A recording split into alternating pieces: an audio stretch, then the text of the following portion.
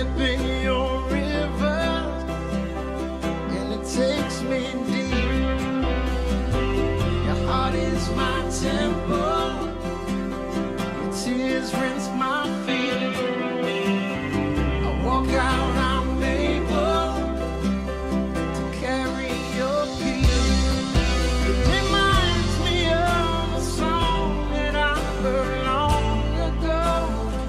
Maybe I've always known that you were right there. A simple melody playing over and over in my dreams.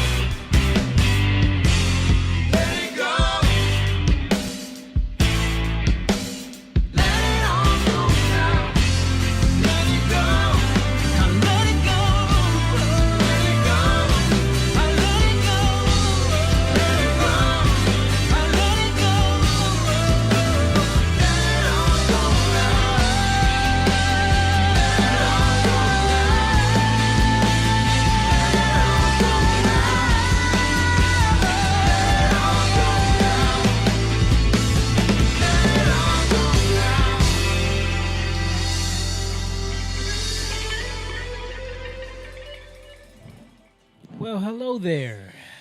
Oh, me? Nothing. Just hanging out with my World Cup official soccer ball here. For no major reason. Just my World Cup ball. Just Nothing just happening hanging out. over there in that world. Yeah, there. what happened? Nothing major happening. We're here. It's Tuesday night. We're gonna talk about it. Thank you guys for tuning in on a great, feeling good today. You are watching Young Lion TV. Let's get it in.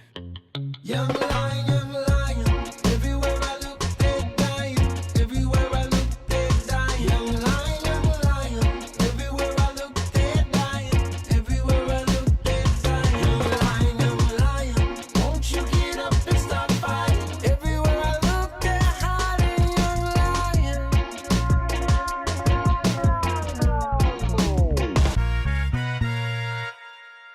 That's right. You're watching Young Lion TV. It's Tuesday night, and we are in the Lion's Den here on a great day, And it's only right. I feel good today, and I just want to say one thing. And I'm proud to be American. I know I'm free. And I won't forget the men who died, who gave that right to me. And I gladly stand up next to you. How about them USA boys? Them USA boys, man. They got out of the group stages with a big win today against how long has it our been? arch enemies, Iran. How long has it been since they got out of the group? Since the last World Cup they were in.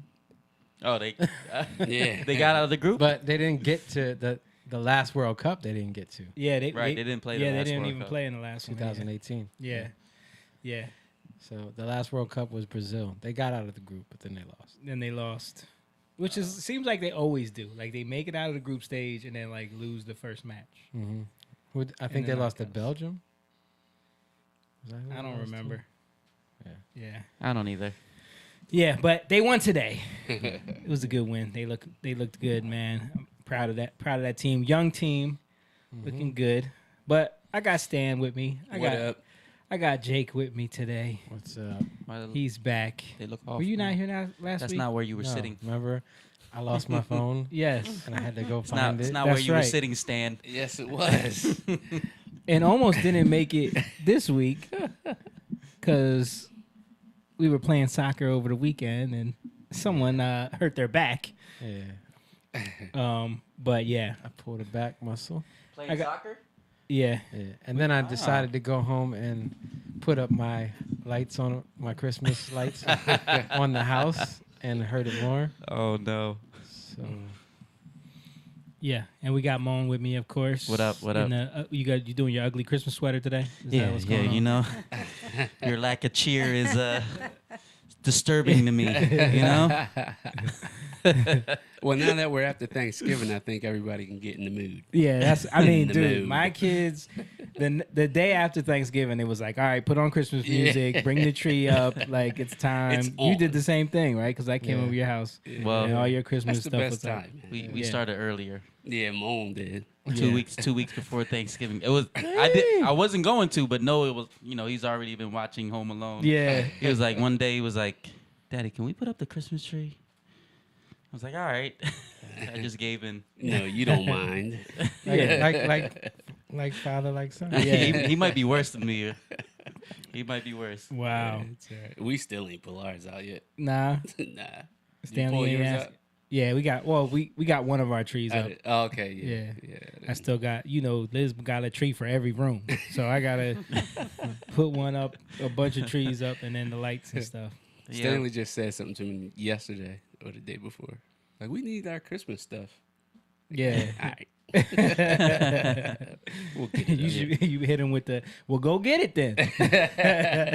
Your legs ain't broken. Get on down there and get that tree Figure out. out where it is. Figure it out. Yeah, our tree has been up, but we just decorated it after church, actually. Me and my mom and Noe.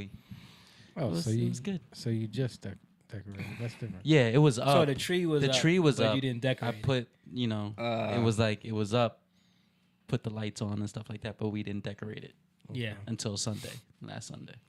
Okay. Well, let me give a shout out to my mom who's over there producing right now, of course. Yeah. Our new producer. She's in here holding it down every Tuesday night.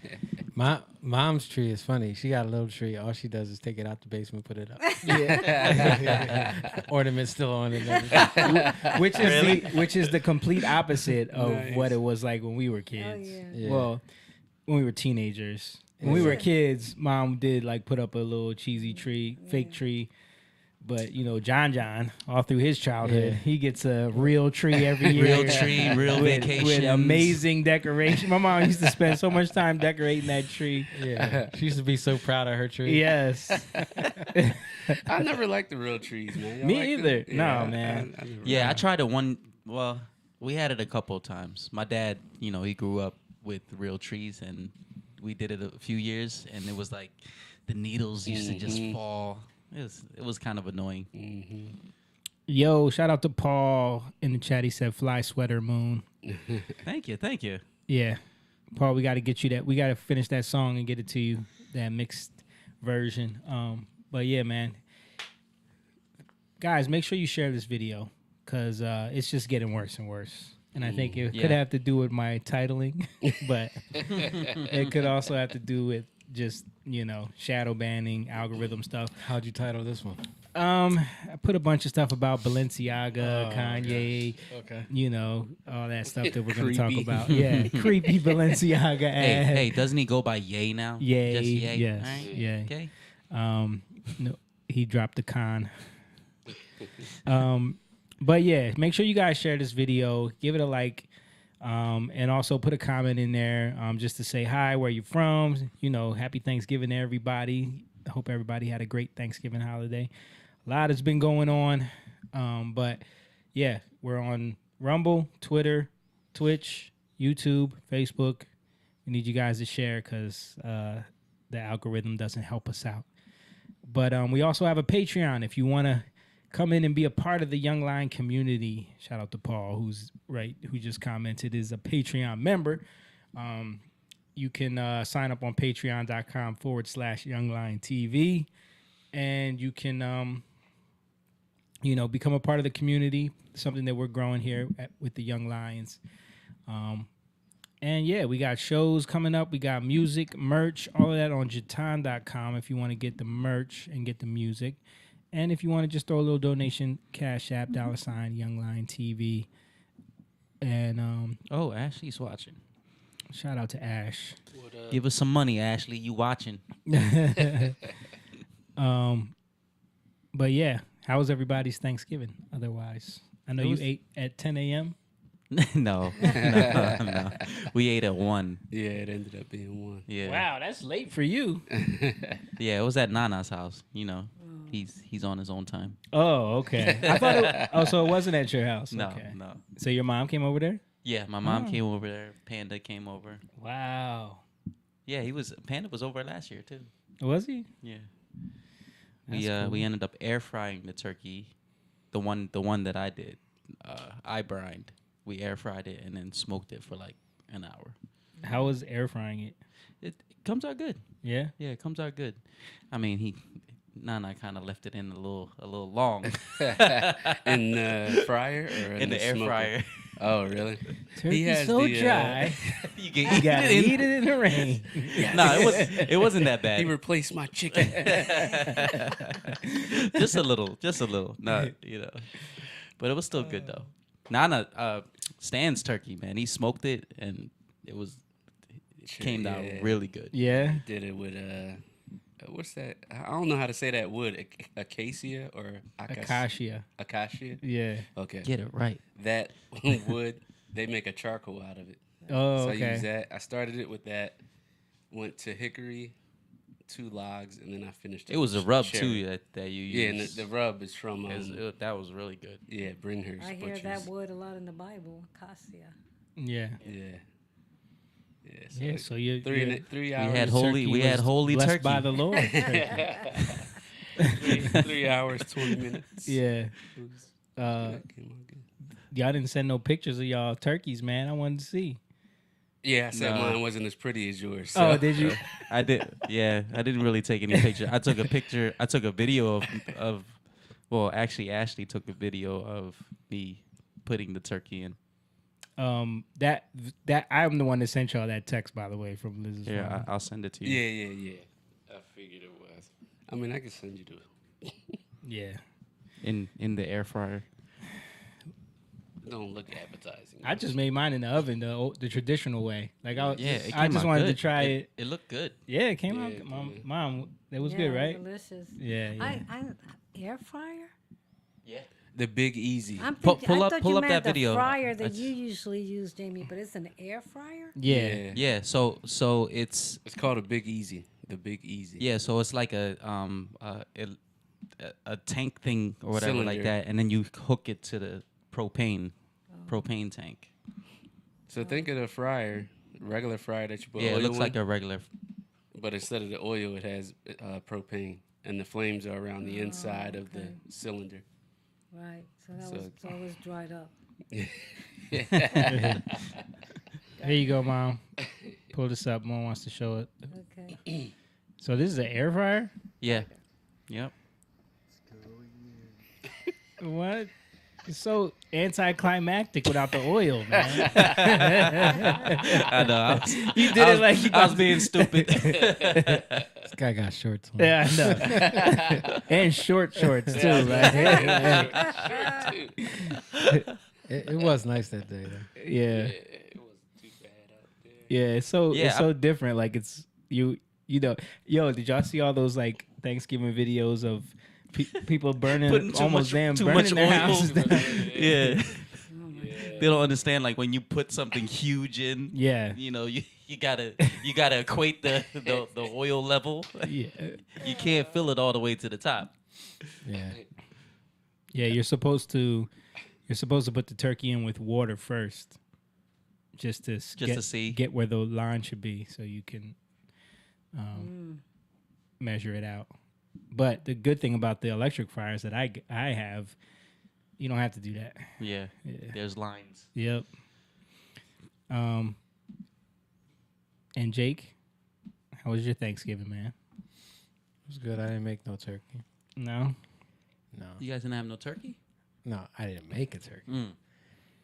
How was that? It was good. Leslie's mom made it. Oh. She she knows what she's doing. So it was good. Had a lot of different sides. Did you guys have meatballs? We did not have meatballs, but we had potato salad and macaroni salad, and I had none of that. Because that's like barbecue food, right? Yes, Yeah. yes, and that's Like- where I draw the line, and I'm like a strict pride on that. Like, I'm not eating none of y'all, because to me it's like it's also very like lazy, Yeah. because it's like, yo, how easy is it to make macaroni salad? Right. Ashley said, OMG, don't even, it was not dry. I didn't say it was dry. I said, he left it in a little long. It was still delicious. Oh, you forgot Ashley was watching, huh? I talk smack right to her face. Yeah. But yeah, you can't make macaroni salad and potato salad. all Plus, day. we were already having I made macaroni and cheese, Yeah. so it was like macaroni again. Like, this is not. It's just for me. You can eat whatever you want, Yeah.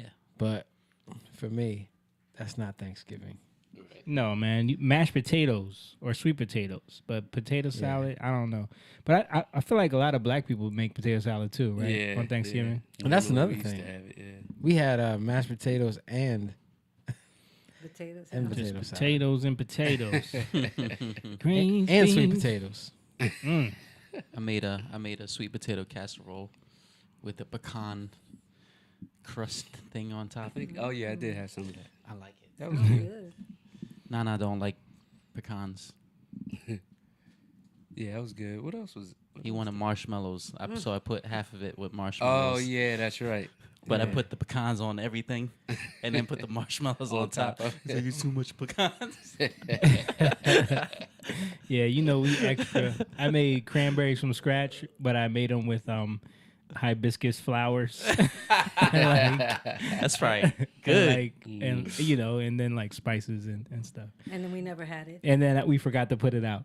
Oh no. Yeah. You forgot the cranberry sauce? Always, Yeah. dude. That's the thing. Left though. it in the fridge. That man. is a That's what thing they at did, most too. Thanksgivings. Yeah, Yeah. because it's Getting like the you cranberry because you got sauce. so Yeah, many other yeah, things, and yeah. you're and you forget it's in the fridge Yep. chilling. But Did let it me, ever get eaten? oh yeah, Oh, okay. Everybody ate it the next day. Oh, okay. But I gotta show y'all this, man. I saw this. I saw this person filming their Thanksgiving, and this has got to be like, bro. I think I saw this. Did you see it? Yeah, I think so.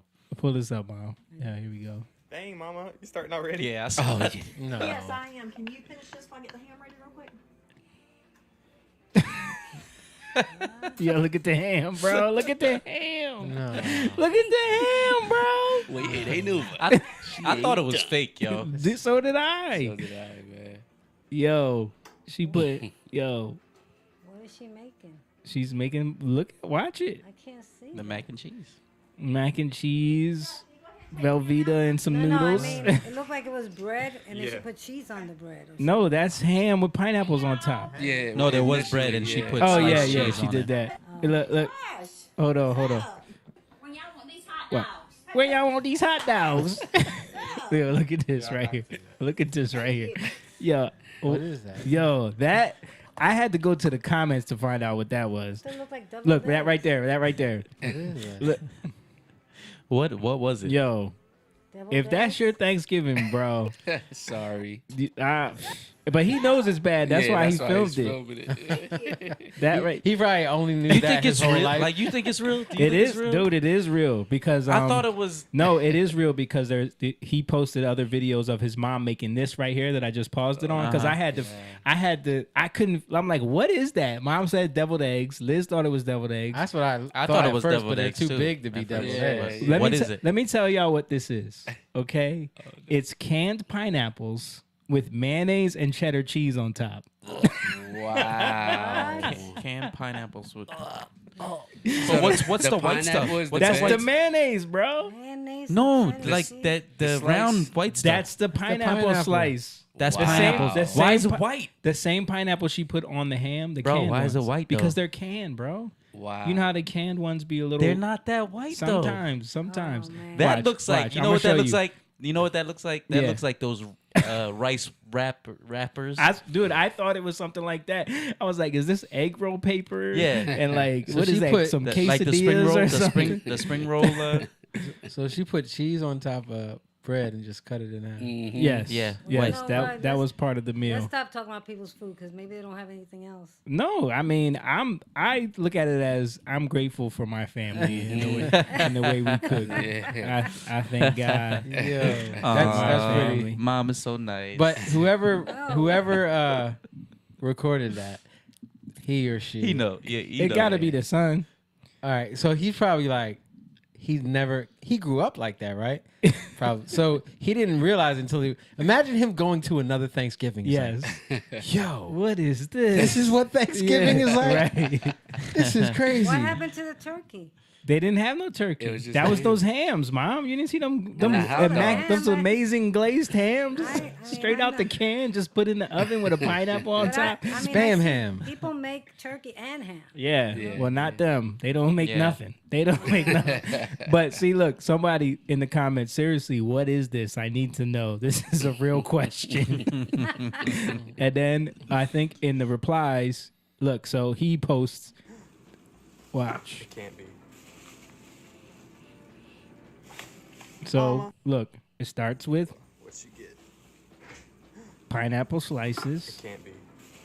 mayonnaise. Mama. What is that? Dessert for later. Mama, what's the lettuce for? As for color. That's for color. What is she making? That's the thing that we were just trying to figure out what it was. Oh, This so is it's how I only learned. better lettuce. This is Dessert how for I later. learned what it was. Look, just mayonnaise drizzled on top of pineapple, Oh my gosh. and then some cheddar cheese on top that's to dessert. top it She off. said that was dessert. Oh my god. bro, Wait, yo, wait. And so I still thought she was trolling But watch, she's eating it, bro. Oh my gosh.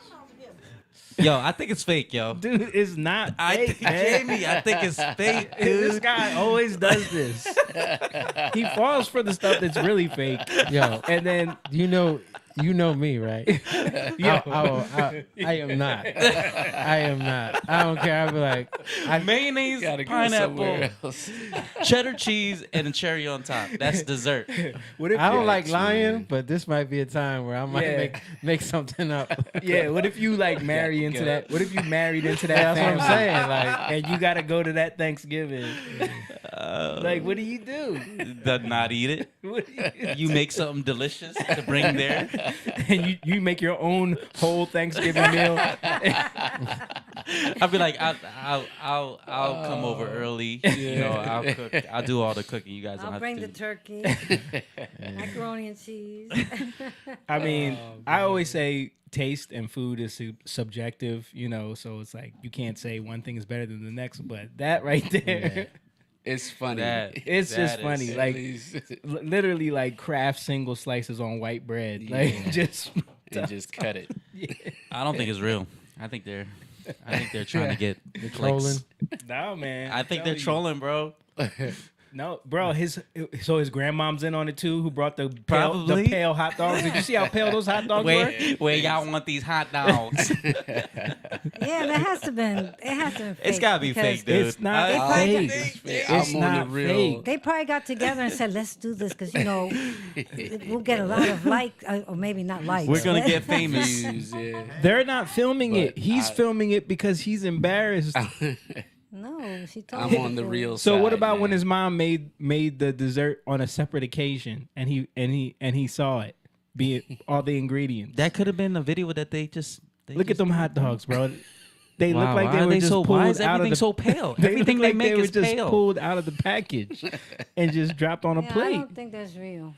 It can't be. Everything is canned stuff and. Look, is that Look, look. cranberry sauce? Can- Yes, Yeah, yes. that's canned cranberry sauce. But look, I love canned Yo, cranberry how- sauce. But how come they didn't? I Like, ain't you even can't gonna even lie. you can't even slice it neatly.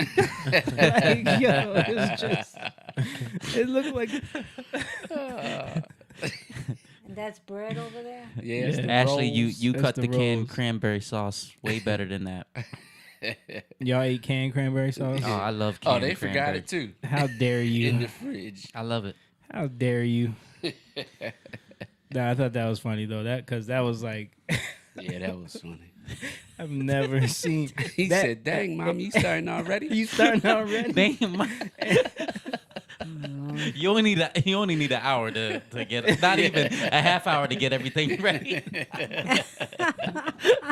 No prep, no they didn't nothing. even make the hot Yeah. dogs. So, and that's what's funny with Moan because Moan wasn't here last week because that dude needed Yes. he needs yeah. days 'Cause I to had get the his brine. stuff ready. I had the brine turkey, you know. I made a lot of stuff. I was making the man. greens. I had to make the sweet potatoes. But literally, everything they got was cold from cans and what other stuff. They didn't Yeah. cook nothing. But that's how some people do cook. Like, listen, Ashley said thanks. Johnny, Oh yeah, Johnny's mom. Like that's how she cooked. yeah. Our next door neighbor growing up. Yeah. She would literally take slices of white bread, put ketchup on it, and Kraft singles, and make that for him for dinner. That's probably why I don't like eating at people's houses. Traumatized. Yeah. You were traumatized. Dude, Traumatized. when we The always Lord, y'all know. the Lord needs to break you free from that, Jake. I know. Listen, I'm trying. I step out there. I be stepping out when it's like I don't want. I do not want to eat this. Yeah, don't I'm do all it. right, Yeah. all right. Especially on the road, like as much stuff. Yes. Listen, man. Yeah. Hey, when I was young, we were poor. I took bread and ketchup and cheese and made a pizza. Well, that's what we were just talking about. Johnny's mom. No, doing. no, I know, but I was poor. Johnny's mom, they weren't poor. Seriously. But their house was dirty. Yeah. The house was dirty. Their house was dirty. His mom used to make. She would make like the same 5 meals Sorry. every week. No, I'm laughing. She I'm was- sorry.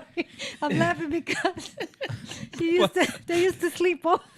Yeah, my mom make us sleep over there. I remember when Jake couldn't take it, boy. Yeah, the cereal. The She would cereal. take the cereal with her hands. Jake, you want some cereal? Yeah. Oh my god. I didn't make it that night. I didn't make it through the night. Yeah, I left yeah. Oh my because God. I went to sleep. I So remember. my first experience was, so we got like Pizza Hut, right? Yeah. She got a bunch of Pizza Hut. Yeah. Y'all know the story. But my first experience was like she's cutting the pizza up, and every time she gives a slice, like the cheese starts hanging off the plate. So she'll pull it off, and then she'll lick every finger, That's and then disgusting. go and cut another piece. Yeah. So I'm sitting there like I'm not That eating is, that. that is Yeah, nasty right? though. Yeah. That is. So- That is Yeah. nasty. But the funny thing is, we live right next door to them. Yeah. And they would sleep on the floor and see pieces of Well, that's nails. What? Well, that's my point. She Mom's would- got to put it on her because look, she's crying, laughing. No, because they would sleep on the floor, and Yeah. and they said there was Well, no, see that's fingernails. See, on that's the- my point, Mom. You just messed the story. Oh, up. okay. Like I'm trying to get to that. Go ahead, go ahead. So, go ahead. so that's why I didn't make it through the night because Yeah. Oh my then we went God. and we we went upstairs to go sleep, and you put your blanket down, whatever.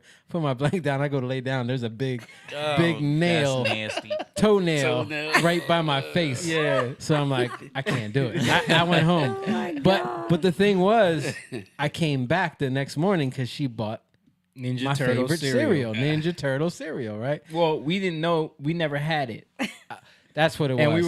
I never had wanted it. to have it because Mom so would never bad. buy us Yeah. any good cereals. she We always got bought us the Raisin Bran, generic. ShopRite brand Yeah. Raisin Bran. Not even the Kellogg's No, with that's the two because- scoops. That's because. would get- Excuse me. That's because I didn't let you have sugar. So we would get the Cheerios, you would get the ShopRite kangaroos. ShopRite brand only had a half a scoop of raisins, and it was like generic raisins. They weren't even good raisins. Yeah. So I was excited. I was ready to go back over there. Like, Yeah. gonna eat some Ninja Turtle cereal. Dude, I saw her put her hand in that box and take the hand, put it in the box, grab the cereal, And drop dump it in the bowl. And you know, like the sweaty hand where the cereal just sticks It's to it a stuck- little bit, yeah, and you yeah. gotta flick it So- off. to the hand. So it's a cereal gosh. box. You open the bag. Why do you have to do that? Bro. You just pour it. I don't know. you think man. I ate that cereal? But you know what? I give my kids credit because they tried. They went over there. They would sleep over. Jamie made it. You know why I'm not gonna give you credit, Mom? Because you haven't switched the camera one time in 10 minutes. I know. I had to switch it. She's so excited. No, I did switch it. I just switched it over to Jake. I did. You weren't watching. No, you didn't. Yes, I did. I could see the whole time right I here. did switch it. But anyway, I give you guys credit for trying to be friends with him and sleeping over there, knowing the house was such a mess. Oh my goodness. Yeah. I mean, she in the kitchen. Remember all the dishes and papers and Yeah. everything all over the place. Oh Yeah. my God. The whole house just smelled like nonstop chain smoking cigarettes. And they were a bit of hoarders, right? Yeah. Yeah. Yep. Yeah. They weren't that bad. What? Hoarders. They weren't that Ashley Worse. said it looks like the lady cut the cranberry sauce with the lid from the canned ham. Oh my God. She might have cut it with her hands, like Johnny's mom. She probably was in there like, Oh my God. yeah. But that was funny, man. Staying over there Yeah. and that whole experience. Oh my goodness. Yeah. So Courtney was over Thanksgiving at Nana's house. Yeah. She had Shout out to Courtney. I don't know if she's watching right now. She had my collard greens, and I got a compliment. Yeah. Okay. Is that Okay. that's the whole story? Yeah, Just want to you tell know, us about I your, just your wanna, compliment. I just, you know, You got your official black compliment. Your greens got said- complimented said by a it. black girl. Yeah, you said it. I didn't say it. You got your black card. He got another check on his black card. You're closer to coming over to our side. And Hey, he, I've already been drafted. and he got a check on Coquito. Oh, yeah. Well, I don't know. Because Because a lot of Puerto Ricans don't like putting egg yolk in. Nah, the coquito's good, man. Yeah. Yeah. But we found out there's some that do. Yeah, I didn't know. I thought majority didn't like it. People do whatever. Yeah. There's no one way. Shout out to Adam Fields. Haven't seen you in a while. He said those people gotta be aliens or something. Yeah, that's funny. Tiffany said, "Yuck! It's fake food, or it can't be real. No way." I'm going with the real, man. I think it's real. I don't, yo. Courtney said, "I'm in here. His collards were banging." Shout out to Courtney, man. Yeah, I think it was real, but people got their own things. Dude, it's real because I'm telling you, I'm not coming over your house. I went down a rabbit hole of bad Thanksgiving food Yeah. on Twitter, and it was real. Trust me, Yeah. because that's only the tip of the iceberg. That just had like so many funny elements in it that I had to show that to y'all. But there was like, I'm talking about some of the worst food I've ever seen. Well, when we were at soccer, we were talking to the guys about cooking and stuff, and then there were so many people were like, "Oh, I don't like turkey. I don't like turkey." Yeah. But when you get down to it, you realize it's because they don't know how They've to never make had a it, good or turkey. people don't make it right. Yeah. I've had a. Maybe my family's watching, but I've had don't some care, bad. mine has. I've had some bad turkey over I've had family's some house, dry like turkey. dry turkey, so dry you can gotta eat it eat in the it in rain, the rain. Need the gravy. with, You with gotta no dunk it in that gravy. with no boy. flavor. Soak it. And then that gravy don't be good, so you just like, yeah. So I can see why Yeah, I can people see why won't people like like it. turkey. Yeah. 'Cause you got to make it right. Yeah. Like Yeah. I hated when we were kids. I hated going to my stepdad's. I mean, the only thing is they had a lot of sodas. Yeah. They had a fridge with cans of soda. So And they would let us just have and my all the mom would soda. never let us drink soda. Yeah. So when we went over there, it was like, We getting all our soda. Yeah. but other than that, it was like Yeah. it was a miss. They used to do one thing I shot them out for though. Okay, so we come from a different culture. Just like my dad's black, mom's Puerto Rican, Spanish, but culturally you're more Puerto Rican than Spanish. Yes. So we grew up that way, but then John, who's our youngest dad, he's Irish. Our youngest dad. Younger Our youngest brothers. brother's dad. Sorry. Our youngest brother's dad. How many dads did you have? Yeah, we had an oldest dad, youngest, middle dad. The thing is, in my head I said youngest brother, but I didn't say it. So, yeah, our youngest brother's dad, your husband, who passed away, his family, they were Irish, Yeah. like Irish Catholic. Irish, I guess, Yeah. Irish, That's how you would categorize it. Catholic, and it was just bland food. Yeah. That was just how they made it. So, And that was like our first like real introduction into bland food. yeah, turkey dry. Roast beef tastes like water. Yeah, string beans were just string beans. Yeah. Yeah. They would always make early June peas, I remember. Early June peas. Yeah. Yeah. Remember that, Mom? Yeah. Early But the June one peas. thing I know what you're like gonna say. Go ahead. that they made was the double baked stuffed potato. potato. Yeah. And let me tell you about that. What I come to find out later, those are frozen. Oh yeah, I knew. Yeah. Yeah, they bought them frozen. I used to think she was making I them thought things she made herself. them. I thought so too until I saw that she Yeah. pulled them out. Oh, Yeah. I think we wow. said it to each Yeah, other like, no, they're frozen. Oh wow! You Look were at liking that. them preservatives. Yeah. That high sodium content That's in them funny. things. I thought all along she made them. No. no. Yo, I realized with different cultures, man, they just eat different. Yeah. Like even my mom, like she talks about all the time. I've been trying to get her to try more Indian food. She don't like it. Yeah. Because I think she had like an Indian friend, and she was watching her cook. She was like, they put everything in there. Yeah. Like it's so much. Yeah. And they, it's a lot of spices. They Indian people, their food is very involved. Yeah. Yeah. So it's like, everybody got different Yeah. palates. I Is that remember how one you would time say? I made your mom was there at the office for one of our parties. It was like Christmas or something. And I was making like Trini style curry chicken. And she was watching me cook it, and she was like, "Oh, that's too much curry, too much curry." And I was like, "Nah, I'm not making it. I'm making it this way." And she was like, "No." Yeah. But then there's dishes where there's a lot of stuff. It's just, I think she just has a different, Yeah, she likes what she likes. It's Yeah. funny too because like people like your mom, but Leslie's mom too.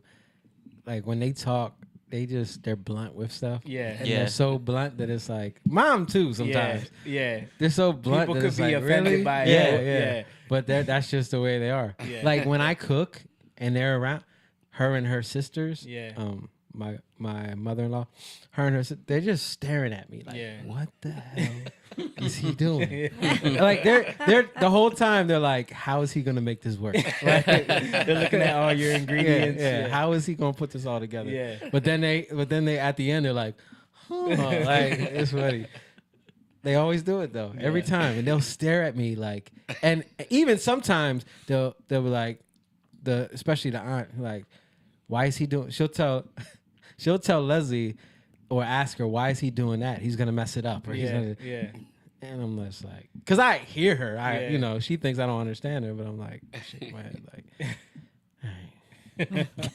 Do you know that my aunt still talks to me about when I made collard greens? She's like, I never had that so good, Elena. Oh yeah. Yeah. Yeah, that's what's cool too, because when you have different cultures, you get to see, Yeah. you get to have that, like it's a different Thanksgiving, right? Smorgasbord. Yeah, Yo, Yeah. I honestly take from all of y'all. Yeah. From like cooking, like the Absolutely. collard greens is a little bit of your dad. I Mhm. watch him make that. Yeah. That's why my greens are good, Courtney. Yeah. Because I Yeah. and You like use And my dad definitely had his own spin on it, which is one of my favorite ways. mm-hmm. So I think taking that technique and Yeah. doing your Fat own back. thing with that, Having fat back, and- vinegar. yeah, Yeah. yep, and like speaking of my mom. I made banchao one time, but I used sofrito to make the meat. And she was like, "What are you doing?" But it's good. That's right. You know. That's right. Yeah, But Jake- it's like it's sacrilegious. You To you that. change it up a little bit. Yeah. But That's- isn't that what like food is though? Like like Trini is an island that's Bro. influenced by not by- only Trinity, like Cambodian food itself. It's Yeah. it wouldn't China- exist if it wasn't for the different areas Yeah. of Most- that region. Most people, Puerto Rican food. Yeah. It's not like yeah.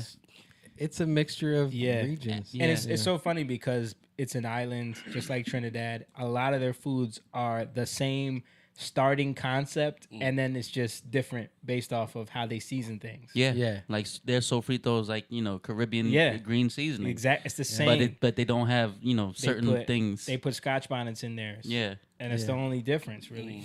But I realize like especially with like Leslie, I realize you can't tell people what you're doing. Like Yeah. as you're cooking. Right. Like she'll be like, what are you gonna do with that? Don't put that in there. Yeah. Like I was like, and I just all right. And then tell them about the fish sauce thing. oh yeah, when I was making the fried rice. Which was inspired by Moan's recipe. which was Yeah. inspired by Moan, yeah. And I just looked it up online and just Yeah. figured out, okay, I'm gonna do this, but yeah, but the fish sauce, I got it from Moan, Yeah. right? And so she sees the fish sauce out and she's like, "You better not put that in there. It smells hard. It smells horrible, and it does smell horrible. Like if anybody is fish sauce, you get that on your fingers, like Stinks. It I stinks. remember the first time I smelled fish sauce at Moan's house when I had to be 17 years old, and I never experienced fish sauce. So like I just opened the bottle and I was like, oh, what's this? And I took a whiff, dude, and I almost like vomited. I was like, what? Why would you cook with this? This is old. It smelled like an old dying dog. Yeah, it smells so bad, but it's so delicious. but it's so good. But in food, it's like Isn't that amazing. crazy? Yeah, so I made fried rice a while ago, and I didn't use the fish sauce. I made it this time, and I used the fish sauce, and she was like, and she didn't know, right? So she was like, "Wow, this is good. This is amazing." Yeah. Then I told her after I Yeah. used the fish sauce. See, but she wouldn't. She would go in if I told her I used it. She would go Found into something it wrong with it. Yeah. like, Yeah. "Man." Yeah. But because I didn't tell her, and she's saying how good it is, Yeah. then I tell her Yeah. that Right. what I use, and I do it all the time. Like, because I always add stuff. Yeah. I'll do stuff even when I make like Spanish food. You twist it a little bit. Yeah. Yeah. Add some Yeah. little things, and she don't like that. Yeah. But then when she eats it, she likes it. It's just that in her mind it has to be a certain way. But that fried rice was really good, especially the sausage. I never had that sausage. It's the Yeah. same sausage Simone puts in his rice I all the don't, time. but I hardly eat his rice. I only ate his rice that one time, but I don't think I had that sausage. Okay. Paul said, "No chicken feet, Mo." Oh no chicken feet. I love chicken feet. I was thinking about making it actually. Yeah, man. James Me too. style though. I love chicken feet too. Yeah, that way is the best way. Like, That pressure cooker. Yeah. Well, yeah, He curried it the last time, man, Glad with you some enjoyed it. coconut milk. It was Yeah. so good. Yeah. So good. Y'all go Jake ahead. ain't messing with no chicken feet. You But guys go this ahead. couch over here is not Dude. messing with no chicken feet. All it is like the wingtip. No. Yeah, Yeah, I know, but the wingtip ain't walking around all day in the dirt. The wingtip is up, it's above the dirt. It's not in the dirt. It's not not walking walking on on It's poop. clean. It's not walking on Walking on poop. poop. It's Clean. No. All right, Yeah. keep telling yourself that. Nope, don't want it. I remember I made buffalo chicken feet one time. I still gotta try that, dude. So good, Buffalo man. what? Buffalo chicken feet. Like season up, make the chicken feet, season them up, Ugh. and then Yeah, that makes sense. deep fried them, and then put buffalo sauce. Yeah, that makes sense. I ain't good. trying it. Certain things like I just, as good as it might be, I just don't want to try it. Courtney said, "Hey, chicken feet are good." That's right, Courtney. You let them know. You out there on that farm, we eat every piece of the Listen, animal. Okay. well, You nah. go ahead and eat that chicken feet. I don't have money like that, y'all know, but I got enough money not to eat chicken feet, To be so I eating won't eat chicken feet. Yeah, you I'm keep with saying that when inflation hits. Chicken feet's gonna be delicacy. Chicken feet's gonna go up in price. Shout out to Courtney though. She just started her new job on that farm, man. We're proud of you. Congratulations. Yeah, congrats. Did y'all do the gizzards? Do you do the gizzards? I love the and, gizzards, Yeah. man. We that eat bag. gizzards. Yeah, I love the gizzards. I threw it out. I don't know what that is. Giblets. Oh, the neck. Chicken and giblets the are neck. over there. The neck. I love the neck. Yeah. The neck is probably my favorite part. Yeah. I it's so I good. smoked it, but I just gave it to him. Toe like, it up. let I it toe it go. up. Yeah, Or I was gonna throw it out. yeah. I threw my turkey neck in the brine and That's then what I put did. it in the air fryer. That's exactly what I did. I put it in the air fryer and I was eating it before the turkey was even done. Yep. Yep. Nah, looking at me. Nasty. Like, bro, you're African. Right. You don't eat none of that stuff. You're bougie. The worst thing is chitlins. Now chitlins. I am not eating chitlins. I have eaten them, of course, Ugh. but I have to say that I don't need to ever eat them again. Right? Every man, that smell walking into Oh, your dad's man. house when he's cooking it. No. And then when you said you tried it, I was like, if Jamie don't like it, I'm not trying it. Exactly. Jamie likes everything. Yeah, that is Yeah. something I just You know could I ain't not. tried I it. am not. I could It not. smells nasty. Like, And it tastes like it smells. Okay, like whatever you smelled when you were. You know what it reminded me of when I was eating it? It reminded me of being in biology class dissecting cats. oh my goodness. Oh my goodness. Wow. You know that smell you get of formaldehyde. Oh man. Like it just for some reason it just like was bringing that to me when I was eating it and I couldn't get past it. Yeah, that's nasty. Chitterlings. I will never eat chitterlings. Chitterlings. What you got to say about that, Courtney? But you know why they ate it, right? Yeah, of course, Mom. We know the history behind it. That's why, and it's tradition. So But like Jake said, there's no need for that anymore. All traditions no, I know don't that's need to stay tradition. around. Right, You know, right. Especially that one. Yeah. You no. can make new traditions. Now, if it tasted delicious, I'll keep it going. But it didn't. That one smelled like if you walk in, somebody just pooped in the bathroom. Yeah. And that's like, why are you gonna eat something like that? Ew. Yeah. Yeah, see, fish nasty. sauce is different. All right, sorry guys. So we got a lot to talk about, man. Yeah. First thing I want to talk about is last week we showed a clip of we showed a picture of the Balenciaga thing. You weren't here, but you guys remember the Balenciaga ad that we talked about last week? Oh, you weren't here either. Me and you and James were here. Yeah. When we showed the picture of those weird, creepy ads that they were doing Yep. with the children in weird positions. Have Oh, you seen yeah, this? Yeah. No, no. So they. I sent you Oh, did you? a thing of the designer Instagram. Okay, I The think I main have that already. Designer. Yeah, you sent me so- pictures of Well, some- turkey. Who, me? Yeah. Is that you? No, I Oh, sent that's Stan. Yeah. Oh, okay. Oh yeah, that was my turkey. Oh, okay. I sent We you can some play it. pictures on Instagram because it shows how many photos they deleted. Yo, I Yeah, they tried. the to. one with where she's wearing like it was like 2 red babies. Yeah. That one. Mm-hmm. I click on it and it's nothing. Yeah, she deleted her whole Instagram. Yeah, Um, but at first they deleted the pictures. Why? Mm-hmm. Why did she delete it?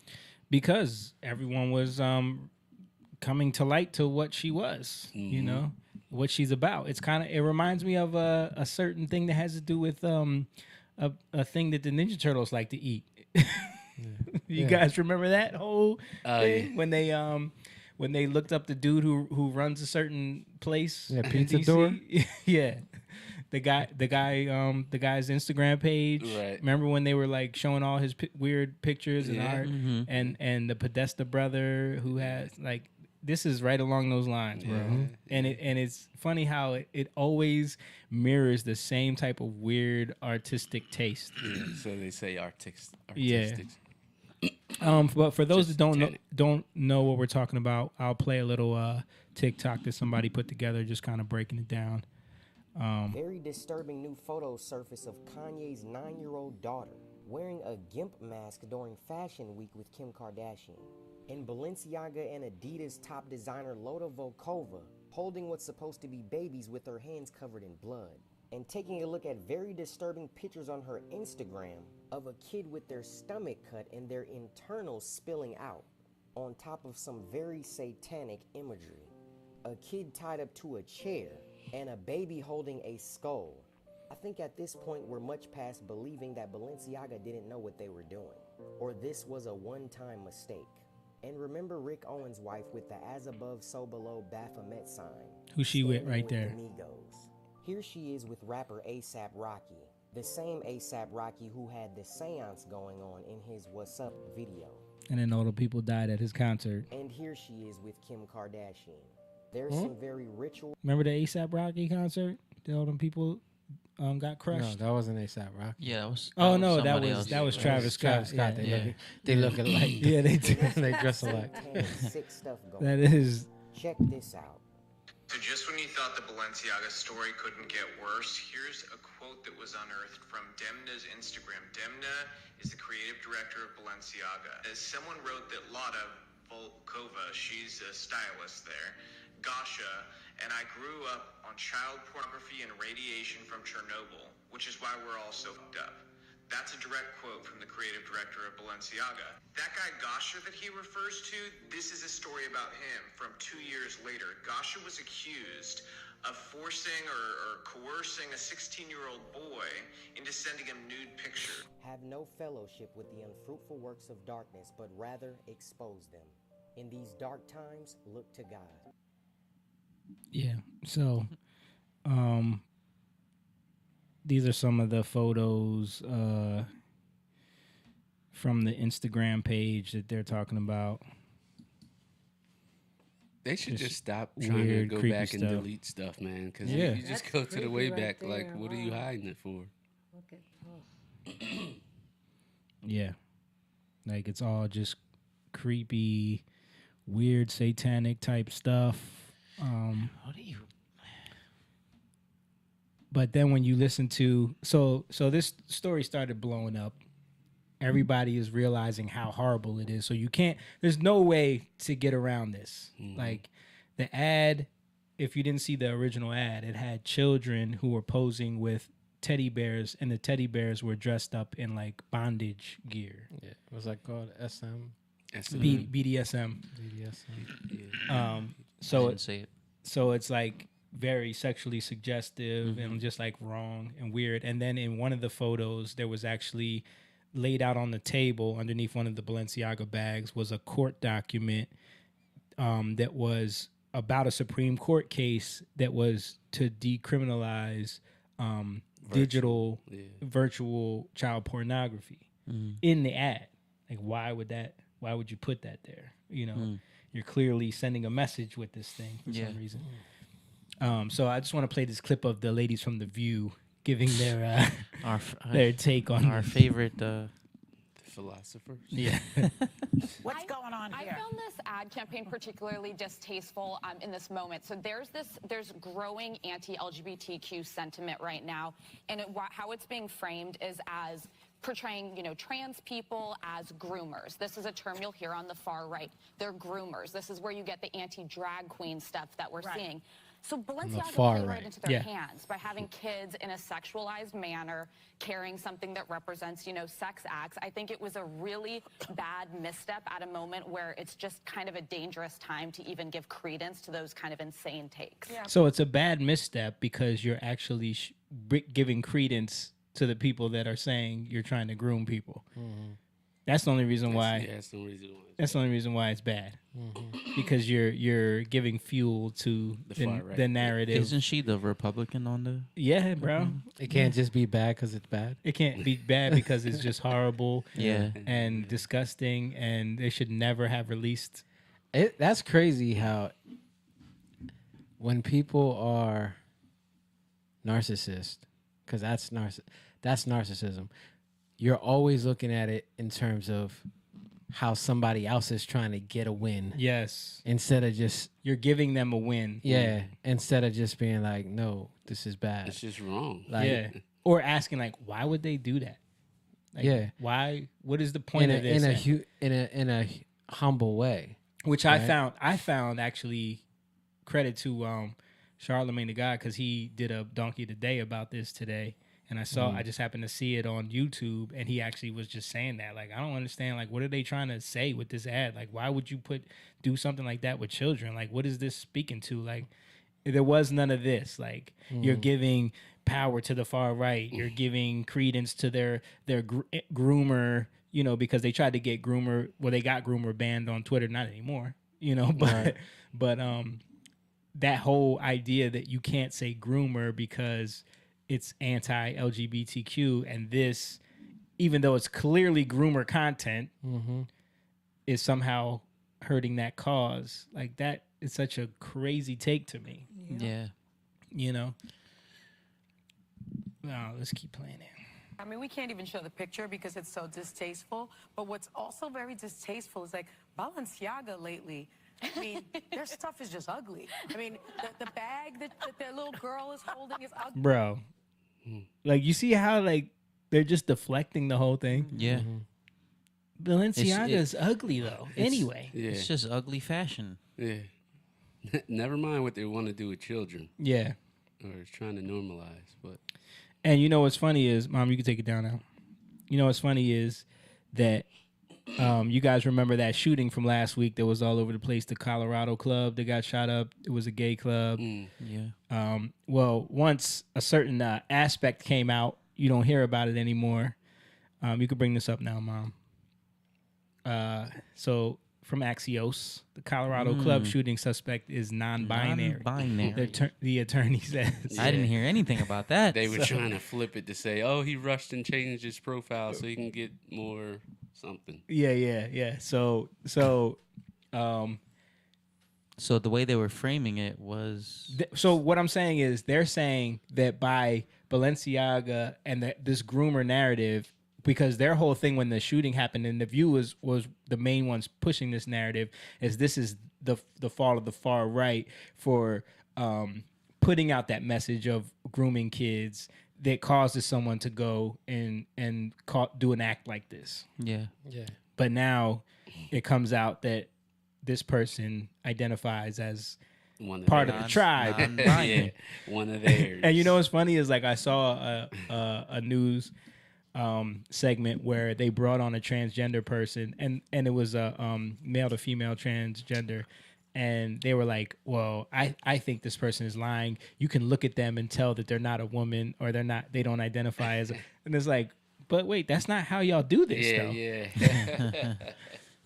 He, like, literally said, I can look at them and tell That's not that, but that's not how the rules work that y'all came up with. Remember? I mean, yeah, what rules? They, they always blame everything on the far right, just Yeah. like the Pelosi, the break-in. Oh yeah. yeah. But that's Paul another. But that's Pelosi. another story And- that disappeared, Yeah, right? it disappeared, and Right. the dude got fired because Yes. the San Francisco what is he? Reporter or journalist. Journalist. Yeah. He said something about Well, he reported the story He reported the accurately. story accurately. before the midterms. Right. As soon as Yeah. the midterms were over, they they reinstated that story, but he's still fired. Yeah, yeah. But that's how they try to flip it though. Saying that the guy it's all this negative press on Nancy Pelosi Yeah. and making the far right mad. Mhm. And he went to try to get at Pelosi. Yeah, because of the rhetoric of Then they find out Ron this guy has DeSantis. Black Lives Matter in front of his Yeah. bus. he's Yeah. basically a communist. Yeah. Yeah, He's nudist. a illegal immigrant. Yeah, from Canada. Yeah, Yeah. he's not a Trump supporter. Disappear. Yeah, so she put her Instagram to private, but here are a few other photos. Just weird stuff. Again, reminds me of Who's this? this is the same Balenciaga. Wait, is that a girl or a boy? That Does it looks matter? Like a little boy No, but in it looks heels. like a boy in heels. Yeah. Yeah. With no shirt on. Yeah. Oh my gosh. What is this? Oh my Their God. obsession with the darkness, man. Look at that. What's that in the middle of his chest? It looks like that demonic star or something. I can't see. No, it's just I like can't see that close. you can't see it on there. No. No. Mm. It's real small. I can see the teddy bear. I just don't know what's on the red Yeah. thing. I mean, there's no excuse for this. And now Balenciaga's trying to sue the ad company Yeah. as their way of like getting out of it, but this wasn't had to be us. cleared by somebody. Right. Yeah. You've been working on this campaign for weeks. You cleared it for release. Yeah, that company had nothing to do with the teddy bears. Yeah. And the designer's been working for them forever. Mhm. And that picture right there with the two babies all full of like supposed to be blood. Yeah. That's really crazy. Yeah. So this is Kim Kardashian, because Kim Kardashian works for Balenciaga. This is her statement about it, because she didn't say anything for when that first came out. I've been quiet for the past few days, not because I haven't been disgusted and outraged by the recent Balenciaga campaign, but because I want the opportunity to speak to their team to understand for myself how this could have happened.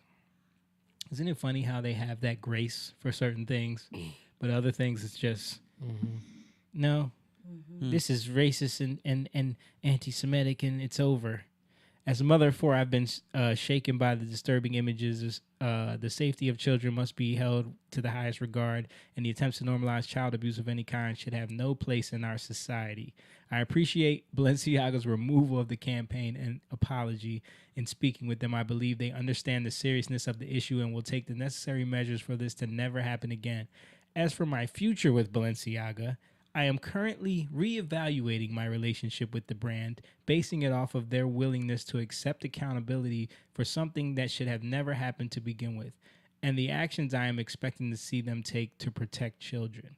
So basically, I'm going to keep working with them. Yeah. Yeah. I'm going to keep getting that money with them. Yeah. Got to reevaluate though. Yeah, based off of Quote, their unquote. willingness to accept. And since they already apologized, Yeah. she's telling you right there. What more do you want from them? They just don't care, yo.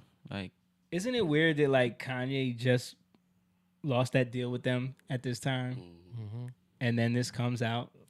Yeah. I mean, it's not just them.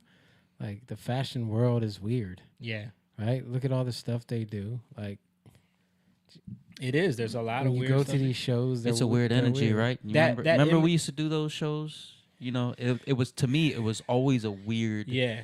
So imagine feeling. on the high end fashion, like Yeah. Balenciaga. Like look at the imagery of Kim and her daughter in those like weird, what are those called?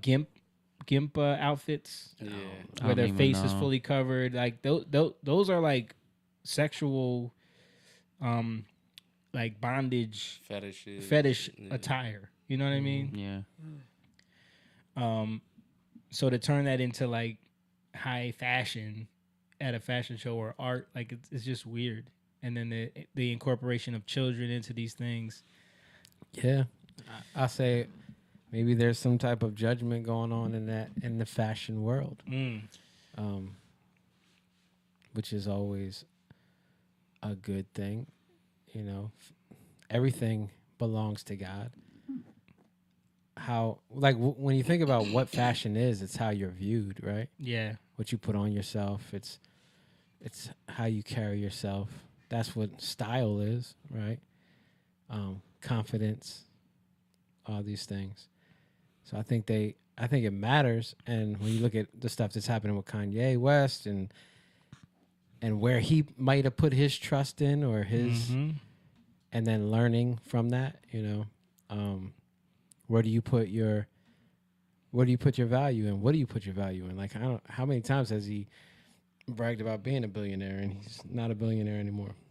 Yeah, that was something that he said on the Tim Pool thing before he walked off. Actually, he said that like he feels like God had to strip away that identity of being someone who's the richest whatever in order for God to really use him. You know what I mean? Yeah, and I think that there's a process there. But even if you look at the Bible, like it speaks about that the garments. Like if you look at Revelations 19, it speaks about the garments of the saints, or the garments of the bride are the righteous deeds of the saints, right?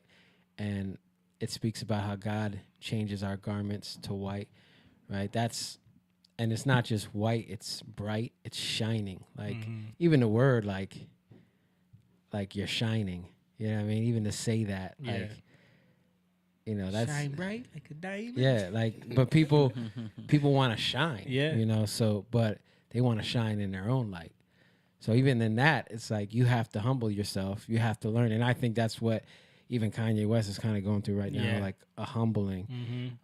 Because if you want to be, if you say you want to serve God, but then your actions contradict that, well, then you're going to have to be humbled. Right. That's just the thing. Like you have to either you Espe- humble especially yourself if or you you're- get humbled. If you're trying to put yourself in the seat of like any type of leadership when it comes to that, you know what I mean? Like Yeah. he was doing the Sunday service thing, trying to, He's trying to run- speak for God, trying to He's trying to run again. run for presidency, which I don't even understand that whole thing. He announced that again. Yeah. From what And I now he's got Milo Yiannopoulos as his campaign manager, and he's rolling around with Nick Fuentes. is that what it was? Yeah. Yeah, that was weird to me. Yeah. Like how he just bounced like that. Well, how he walked off? Yeah, Well, not it- to it me. wasn't- It wasn't weird to me because he kept warning him. Like, you got to think about it. He just did Pierce Morgan. He just did Lex Friedman. And the whole time, all they did was try to get him to explain why he's saying what he's saying, or get him to apologize and go back on what he's been saying. Right. So that was at that same time. Yeah. So he But just did Timcast last night, and Okay, he ended up walking off Walking after off, 20 yeah. minutes. But he kept saying to him, he kept saying like, "I'm gonna leave if you keep trying to make me, explain myself." You know what I mean? Did he Because say he that? already- Did he Yeah, say that? he said it. He said it twice, and then Because he already explained it, is what he was saying. he's been explaining it Right. on every other thing. right. You know.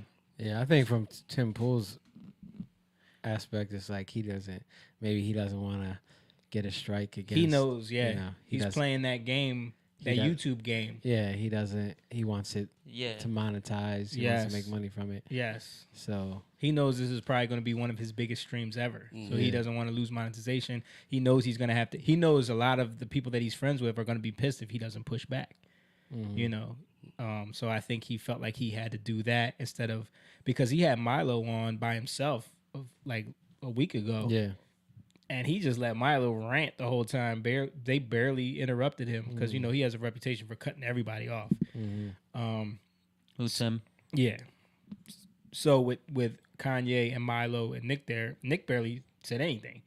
So it was mainly Kanye just trying to get his thoughts and ideas out about what's been going on again, like he does, and he's kind of all over the place because he speaks in that like weird esoteric type way, you know. So I think like he didn't walk off until Tim definitively said,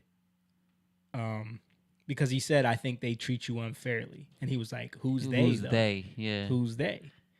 And then I think when Tim was like the mainstream media, and Nick Fuentes was like, no, but it is them though. Like I think he's speaking about the group that they keep speaking about. And then Tim said, no, it's not. And that's when Kanye was like, what you mean, no, it's not? And then he walked off. Because he's of the mindset, like, you're not going to tell me what I'm going through is not real, you know? Because he kept bringing up his trainer who he leaked the text messages about, you know what I mean? I don't know if you guys are aware of that whole situation. Yeah, the drugging thing. Yeah. But he really didn't, you know. Yeah, but I mean, I don't think you can just put people in a whole category like it's these people. Yeah, I don't think you I can think either. that's where he's wrong. Yeah. And also, like, we don't war against flesh and blood. Mm-hmm. You know, obviously, it'll flesh and blood is going to war against us, but we have to keep that outlook as we go through. You know, so you're pointing the finger at the wrong thing. Mm-hmm. That's that's my thing with him is like, okay, dude, but you can't say that you're being humbled, but then you want to point the finger. Yeah, you gotta take it. Yeah. You know, if to be humbled, it's okay. Forgive them. They don't know what they're doing. Right. You know. And I think there is something to be said about, like, there is a class of people that tend to try to maintain control of certain institutions. You can't necessarily tie that to a religion or a race, Right. but there's a class of people. Yeah, but what is motivating them? It's fear. It's fear, but it's also greed. And then it might be true for you, but that doesn't make it for everybody. So in Kanye's situation, it just so happens that, let's just say, in his situation, the people that were taking advantage of him just happened to be. Yeah. That doesn't make it true for you know, a whole class. And Exactly. that's what I think. I just think that, you know, he's running for president. It just wasn't a good look to me. Like, you know, I mean, if but he wants to is be, anyone really taking that seriously? yeah, though? but I'm just saying he is. Right. Yeah, he But is, but he was last not- time too. It doesn't look good that he can't, you know, sit there and have a conversation, you know. Yeah. No matter what type of push that the other person is given. Yeah. I will say it gets redundant though if you have to keep explaining the same thing. Yeah. Especially in interviews that's way bigger than yours. And I think he felt like, I don't need this. Like, I don't need to be here. Right. You know what I mean? Like, I'm here. He mainly was there because Milo brought him there. Right. You know, because Milo had been talking to Tim, and I guess he asked him if they could coordinate that whole thing because they had just had that dinner with Trump, which is the news you're hearing every day now. It's like, Trump had dinner with a white supremacist because Kanye just brought Nick along. Right. And Trump didn't know who he was, you know what I mean? But that's the story now. So Tim wanted to get that aspect of the story into his show. Like, well, I can get to the bottom of why this dinner happened and what happened at the dinner, because that's news right now. And Tim is a news show, you know. But he never got to that. They never got to it. Because Kanye started going on about, you know, because he was talking about the fact that that morning he found out that they were trying to lock him up for taxes. So he started like going on about like that's the next thing they're doing, you know. So yeah. And when you say they, he's thinking of a certain type of people. Sounds shady, man. Like, you know, he was talking about they froze 75 million from each account that he had, and then closed his bank account with 100 and something million, and then say you owe 50 million in taxes. So I mean, it doesn't do the narrative any favors, and I think when he spoke about Jon Stewart knows what I'm going through, because Jon Stewart said on Colbert, he said that like it doesn't do it any favors when we can't have a conversation about these things and explain why he's wrong or explain to him why he's wrong, and we just do the things that he says we're gonna do, and you shut him out and shut down people's bank accounts, fire them from like you. It's literally proving him right. Yeah, like, and he has something to complain about now, but in my opinion, he's pointing to the wrong thing. That's, I mean, not even my opinion. I know that that's what he's doing. He's pointing to the wrong thing. But I think it just goes back. Like, you look at, go back to his first album. You know, I put $400 on this just to be like, nigga, you ain't up on this. Yeah. And that's where we have the problems. Right. Right. Because what is that? We talking about fashion, right? Yeah. So it goes back, like, how many people say, like, fashion is to fashion something, to shape, to form something, to build something. Yeah. It's all the same. So how many people, I'm just built different. Yeah. Right? Like, that's a prideful, arrogant thing to say. But when you say that, like, somebody is thinking, am I built different? Yeah. Like, I gotta put that You're trying to put them bravado in a on. place of Or insecurity. right. Yeah. Like, he's built different. I guess I'm not built different. Or I got to make myself built different. Like he said he was built different. Right. So, and that's where it becomes like, you got to put that on. You got to wear it. You're trying to. Yeah. But just an example of that real quick. Did y'all see that no jumper thing with Ruslan I sent y'all today? Yeah, I watched the whole Did you watch any of it? I watched some of it. So did you see when he first comes out, what's the first thing dude says to him? Not Adam or Destiny, the guy that was sitting next to him. He talks about his Jordans. Remember? Oh yeah, his and he was like, "Oh, those are barely." He was like, "You barely got Jordan. You barely making the cut with them Jordans right there. What is he doing?" Huh. You know what I mean? I think I skipped over that. Okay, clowning him. Yeah, he was like, "You're barely making the cuts with them because he have some 14s on, which are technically considered, the barely. Those aren't the. Those are like the end of the spectrum of acceptable Jordans that you can wear. What? You know? Yeah. Yeah. Yeah. But what is he trying to do though? He's putting him in that place of insecurity, like, Right. He's trying to sun him. Yeah. Exactly. So to speak. Yeah. So, and that's what culture does. Like, that's what we're fashioning, right? Mm-hmm. So you, like, and then you think now people go and they try to dress themselves into things. Like, if you look at all rap, it's all about fashion. Talking about or it's all not fashion. Brands. It's about brands. Where did Balenciaga blow up in the black community? Through rap, right? Brands. Yeah. That what I'm saying is because it's not just them. It's what you're drinking, what you're driving, what you're wearing, right? All these things, and that's how you shine, right? So it brings attention back to yourself. Yeah. It's the total opposite when you serve God. It's the total opposite when you follow Jesus. And I think that's something that Kanye West has got to learn. Like, can you shine when you? Yeah, but you shining with. It's more. I don't know. Some people at the church be blinging it up, but especially them pastors. But that's my thing. Like, there's no problem with that. Like, you can bling it up. Like, that's not what it's about, because it's the intent. You know what I mean? Like, that doesn't matter. Like, you can pick somebody apart and judge them, and you're totally wrong. Because that's what we do. But the biggest thing is, are you shining with the light of Christ? Like, is that at the forefront? Or are you proving yourself in what you're wearing? Right. Yeah. You know what I mean? That's not important. But you can wear it because you want to.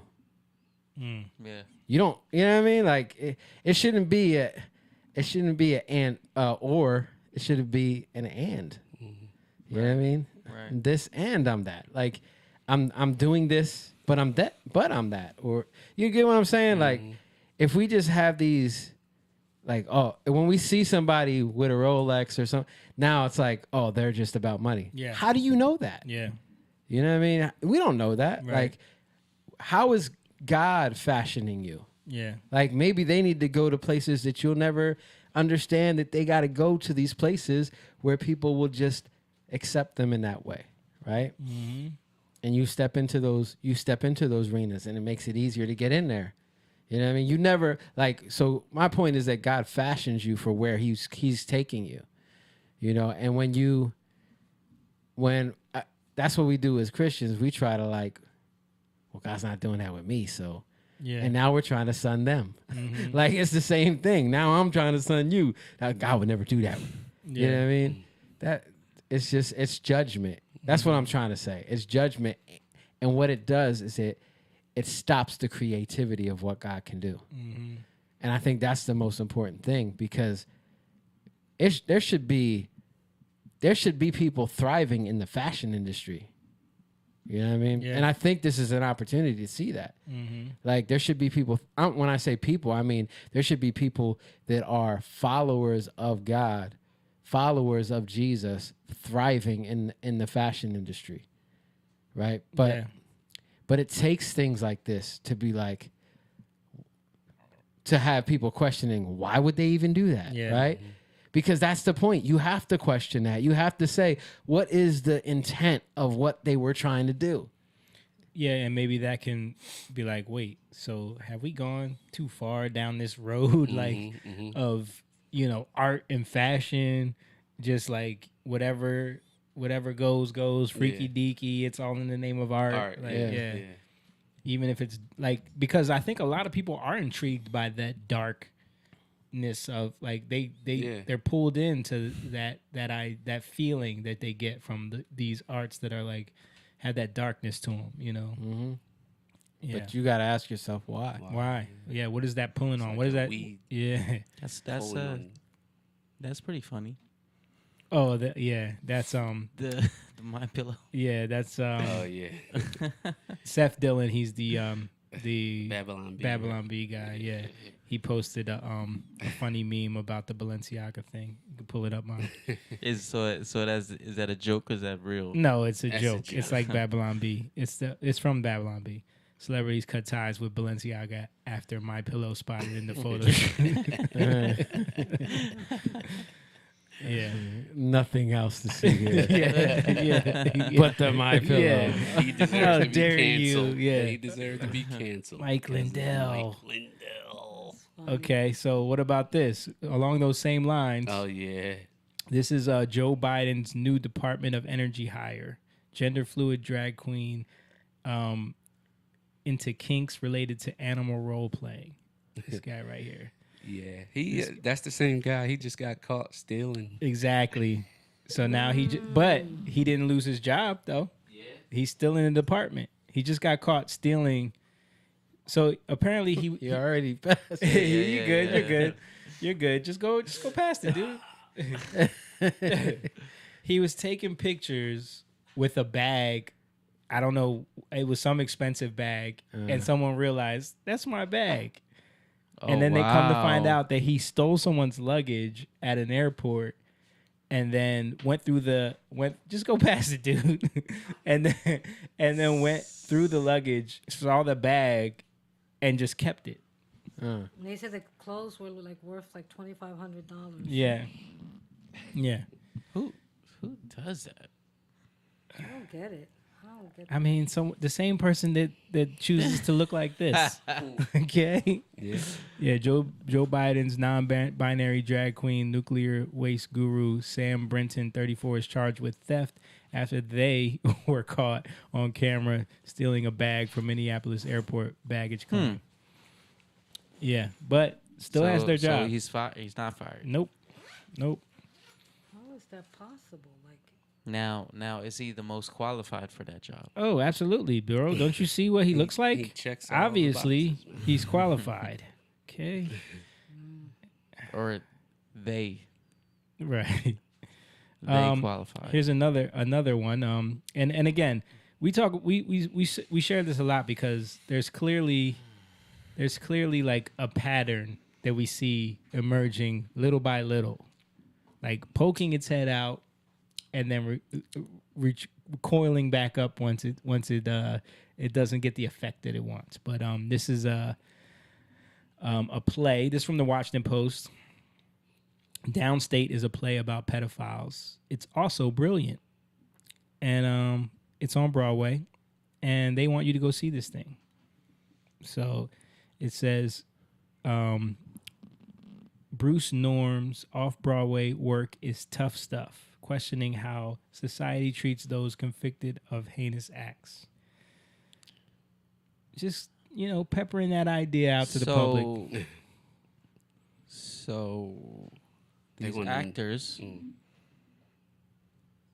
are affiliating themselves with this stuff, Yeah. and they don't care. No, man. I think there is. So maybe they feel that way. I don't know about that. I but- think there is an aspect of like something that you think is so horrible, and you just try to like get it out your mind or get it out your face or not want to deal with it. So you try to ignore it, Yeah. and a lot of people, I don't think that's the right way. I think that's irresponsible, and I think that's how a lot of people deal with things. And like the pedophile thing is one of them. Yeah. You can't just shun people. Like, it's wrong, obviously, but especially if we're looking at stuff from a God perspective, like everybody deserves to be redeemed, right? Yeah. So confronting these things is key. But like, how do you do that? I think that's where we have to like. I think that's where it's like, well, I don't know how to deal with that, and I'm not dealing with it, so I don't want to deal with none of it. You know what I mean? And then people but it's still going to be a problem, and the problem's going to just grow while you're looking away. Yeah, that's true. Yeah. Here we have something from Cambridge. Just want to get y'all perspective on this. Jesus could have been transgender, claims a Cambridge dean.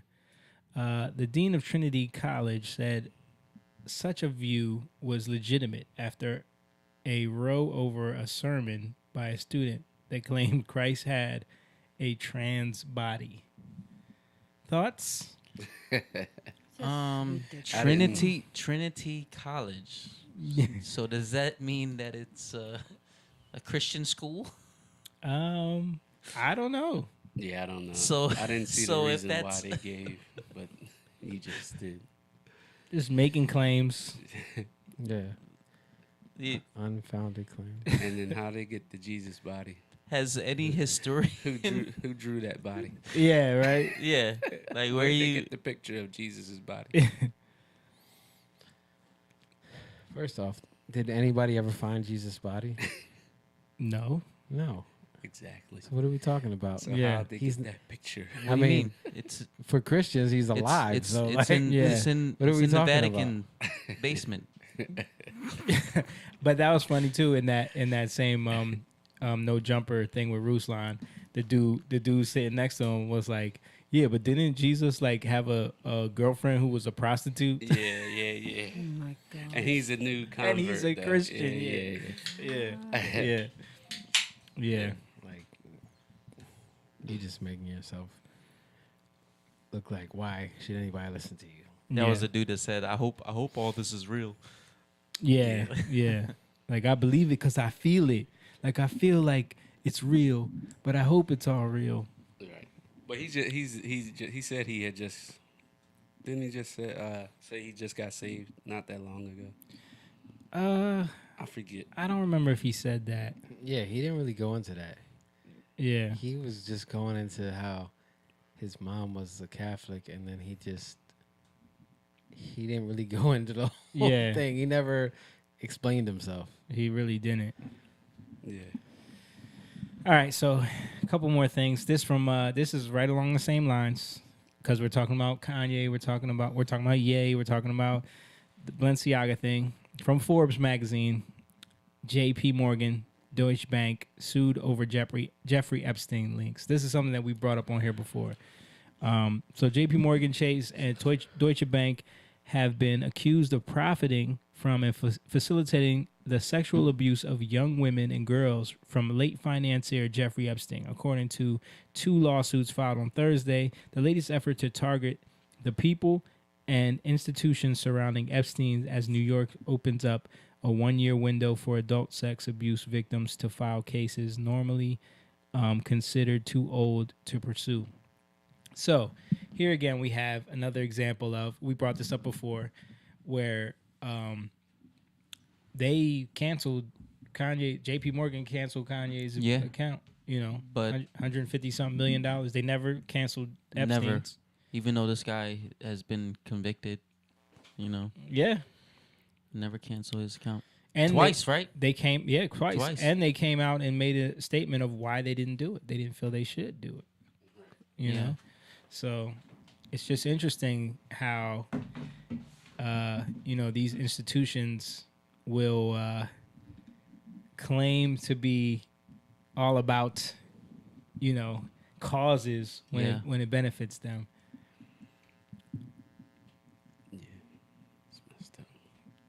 Speaking of Epstein, there's I saw there's a Netflix documentary or docu-series about Ghislaine. Anybody watch that? No.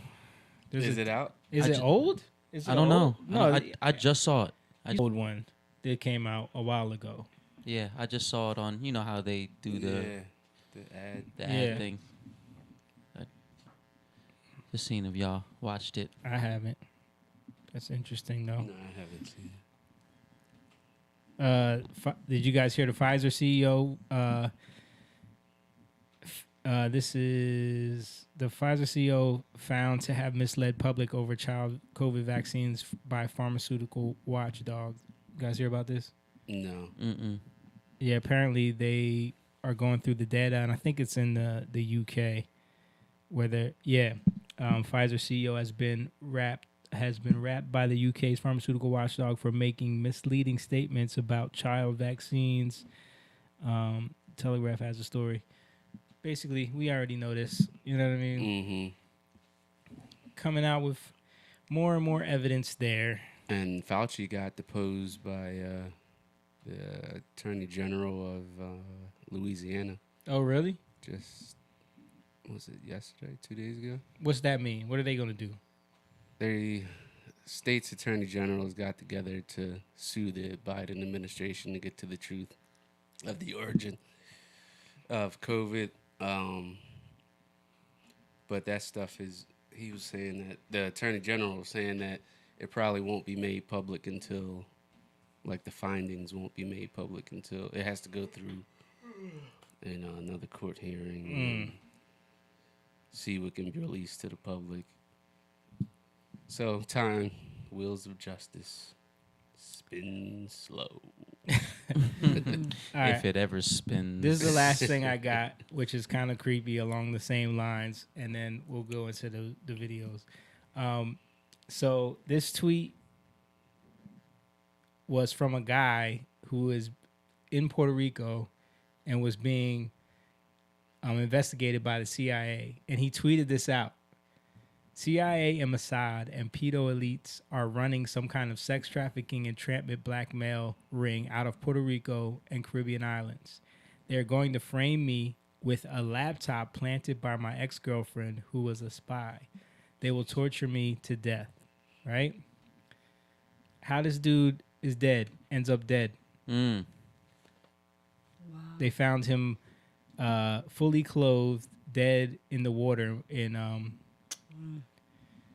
in Puerto Rico 5 days later. Wow.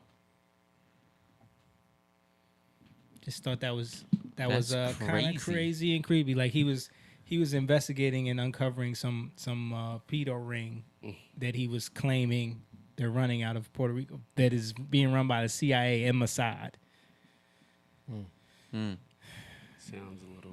Who got killed in the prison? It was Epstein too. Yeah, it was Epstein. Right? Yeah. I mean, we know they do this stuff. Right. Yeah. Right. How's Ghislaine doing? Who knows? That's I think she got the slap on the wrist, right? Yeah. She just got moved to another prison that's a vacation home maybe. Like Martha. All right, so we got these videos that you sent me last week about the Chosen. Mm-hmm. Let's play this, and then New series, or not new series, new season, right? Came out. yeah, the new season just came out. All right, I'm gonna play this video and go to the bathroom while it's playing. Oh, I was about to do the same. The show came out on Friday. There's a lot of Hollywood, what they're called trades. They're websites that give inside business information. They give all the stats. They give all the gossip, all that stuff. And when they were talking about The Chosen, or they're talking about the movies that were coming out this weekend, The Chosen wasn't even mentioned. Literally wasn't even mentioned. Now, we had an idea based on pre-sales that we were probably going to show up in the top 5 in the box office. Now, I don't personally care about that stuff. I'll talk about that in just a second, but that's not really important to me anymore. But we thought, well, this would be kind of cool because it's going to help expand the reach of the show. It's going to get more attention for the show, and then people will maybe watch episodes or seasons 1 and 2. So I'm reading the box office information on Friday, and no one's even mentioning that The Chosen is coming out. And I thought, this is really fun. We're a little bit under the radar. This will be a nice surprise on Sunday. Well, Friday afternoon, the numbers start coming in. And immediately, and Colin will put up some of these, immediately the headlines start coming in. And we're shocking the industry. I mean, they're literally like we're in almost every headline. Like surprise upset, box office, The Chosen might be finishing in second place this weekend. What is this thing? They're talking about, they had no idea. They didn't even mention our app. They're just talking about, it's clearly they had no idea this was coming. They had no idea what it was. And that proves one of the great points about why we put this in theaters, is because now people are waking up to be aware of us, and it's going to allow for The Chosen to be back in theaters in the future. The theaters, distributors, all that kind of stuff are going to be far more interested in the future, which is really cool for the expansion of the show. So it was really fun to see. Now, as of this moment, we don't know for certain, but we're probably not going to know until Monday whether we showed up in third or second place. Again, I don't really care either way. We've already contributed to Loaves and Fish. And what's funny is several years ago when my movie failed at the box office, I remember I was hoping to be in the top 5. I desperately wanted to show up in the top 5.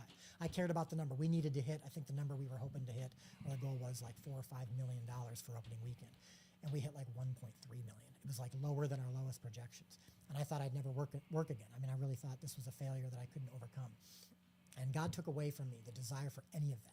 So I don't care about the numbers anymore. I don't care about the box office. We were putting this in the theaters primarily for you and for the opportunity to see it early, for some extra income, and then also to hopefully get some marketing potential out of it. But the numbers didn't matter to me anymore.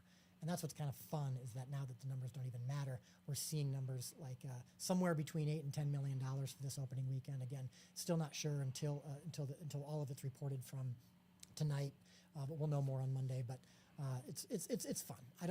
I genuinely, we're not passionate about the results, but it is fun when they do come in and to see how everyone reacts to it. So thank you for that. Your passion, your purchasing of tickets, we want to keep it going. We want the theaters to keep showing it into Thanksgiving weekend. So please call your theater or email your theater or let them know we still want you to keep this on your screens. We want to keep going with this. We want to see it this weekend. Keep putting on the pressure so that The Chosen remains on the forefront and on the radar of everybody. I was getting texts from people in the industry all over the place going, "Oh my gosh, what is this? Great great. We're so happy." So that's really cool. That is pretty cool. Yeah. Yeah. I mean, you don't see that with these guys are independent. Crowdfunded. Crowdfunded, and their stuff keeps getting better and better. And it's not like, when you see something about Jesus, it becomes a very stoic. Yeah. Like it becomes very stiff and very, and it's just no life to it because it's not relatable. It's not relatable. And when you see that, there was so long where I was telling you, you gotta watch Chosen. Yeah. And you didn't watch it for a while, but when you saw it, you were like, yeah. It was really good. It's quality, good acting. Yeah. Yeah. Usually those Christian production things, you can tell they're Christian production. Yeah. This is great acting. It's shot really well. It really comes into its own, I feel like, in the second season. The first season is kind of like you could see them trying to figure it out, which it's still really, really done really well. Mm-hmm. I haven't watched the third season yet because I'm starting it over. I'm watching with the kids and Liz now. We're starting from the beginning. Well, the third season isn't technically out yet anyway. Oh, is it? It's in theaters. Theater. Oh, So, just yeah, so episodes just 1 and 2? Yeah, Oh. just episodes 1 and 2. Oh. And that was another thing. Like, for this to do as good as it did, you know, it was going against like Dude, a couple. Black Panther. Yeah. Yeah. Which is like millions and millions Well, of. it was nowhere near Black Panther. Yeah, but they said that it was what, second to Black Panther? Didn't they say that? It was technically, it came out number 3. Okay, but still though. But still, Still, yeah. that's It beat out some movies. Like it beat out some. for instance that. What's that Disney movie? Strange. Well, we know it beat that one. That one's doing exactly because it's that one's losing $100 million. Yeah, they're that people don't want that stuff, man. Yeah. They don't want like looking at you know what people want to see. Like for instance, Top Gun. Yeah, you know that's just a movie. Yeah, a good movie that has classic movie that no agenda. Yeah, you know, and it made mad money Yep. because you know people like that kind of stuff. Yeah. But if there can be more stuff like this out there, you know, like The Chosen. Yeah. There can be more stuff like that out there. It's gonna make an impact, and that's how it's got to happen. It's not gonna happen by, like he said it. He went into more detail about what happened before when he did a project before. So he did this project and he got backing by studios and he did it with the church he was at, but he got all this backing and then he got signed to do like more movies, but they never ended up.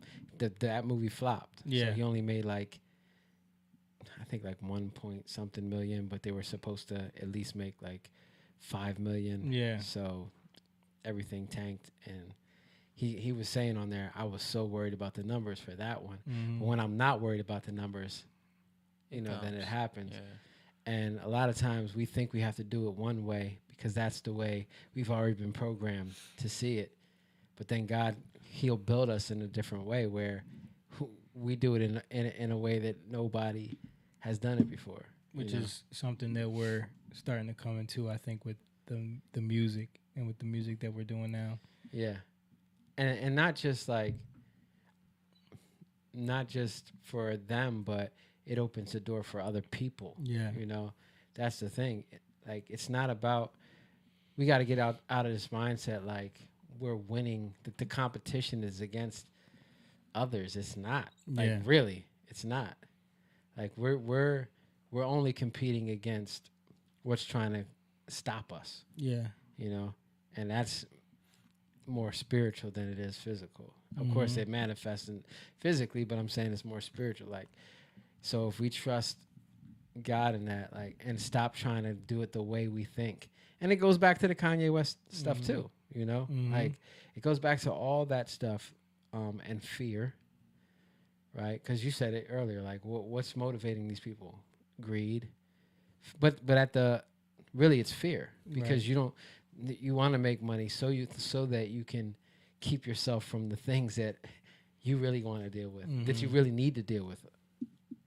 I mean, so because you don't want to think about the fear of dying, of death.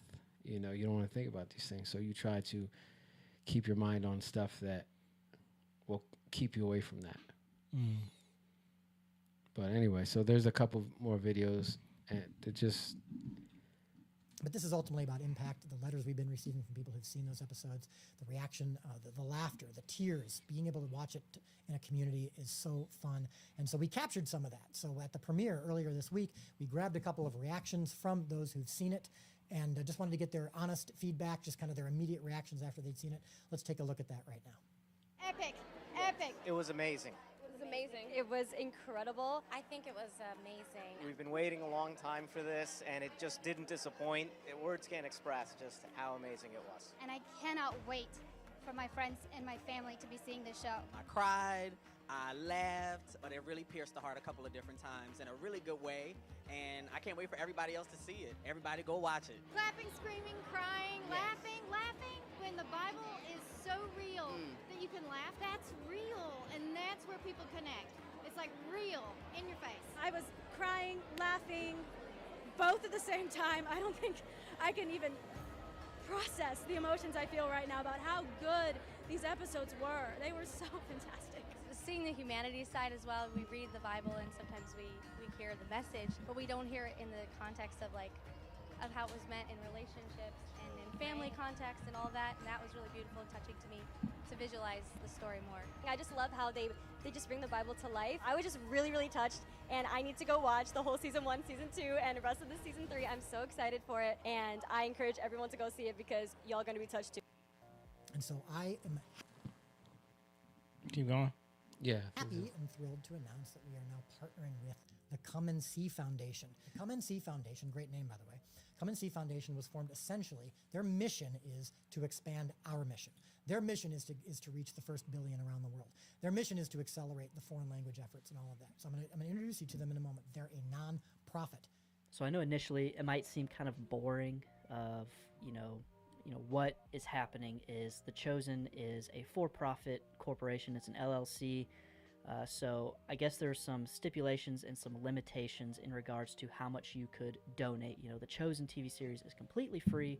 You can download the app for free. You can download Angel Studios app for free and watch all of the seasons, all of the episodes completely free. There's an option to, as they verbalize it, pay it forward and to, donate towards the cause of the TV series because it's crowdfunded. It's a unique, kind of only one of its kind, kind of revolutionary, paving the way for other content creators and TV series and shows and movies and stuff like that. But I guess because they were for profit, there's limitations on, the donations weren't tax deductible, and so I guess there was limitations. Dallas Jenkins even says, people have called him and say, I want to give $1 million, but I guess there's just issues, and I'm not sure all of the inner workings of the business side, other than it's not tax deductible, which I'm sure someone wanting to give millions of dollars wants their donation to be tax deductible and, just being a wise, good steward of their money. So what is happening is, as he explained, is they are partnering with the Come and See Foundation, which I'll link the full live stream. He kind of highlights the two gentlemen who are pioneering this effort. But what has happened is they essentially created this nonprofit whose goal is to further the goal of the Chosen TV series wants to reach 1 billion people, and they want to translate and dub the episodes and seasons to as many people and as many languages as they possibly can. I think he mentioned that they're only dubbed in 11 languages, so there's thousands of languages, and so partnering with the Come and See Foundation allows for these large donations because now you're donating to a nonprofit, and the nonprofit, all of the funds go towards production. And the cool thing that he added was for every dollar that you donate to now this new Come and See Foundation, which I'm not sure when you'll be able to kind of when this takes place, but in the near future, when you donate to The Chosen, you're now donating to the Come and See Foundation, and they will match every dollar that is donated and match it toward marketing and advertising, which if you don't know me, I'm in digital marketing and advertising. That's what I do for my job, which is super exciting. So now you're just compounding your donation. It doesn't just go straight towards sets, paying the actors and stuff. And now you donate $20. You've basically donated $40 because now $20 goes to production. $20 now goes to marketing and advertising, which $20 doesn't do much in marketing and advertising, but you get the point. So if someone wanted to donate $1 million, that's $1 million in marketing. That's good. Yeah, that's cool, man. They're expanding. Yeah. So it was just something I wanted to put on here just to support. Yeah, people can support, watch it. Definitely watch it. If you haven't seen it, it's free. Yeah, it's free. Watch it, check it out, and then give to it because it's a lot of work that they put in. Yeah, and it's good. Yeah.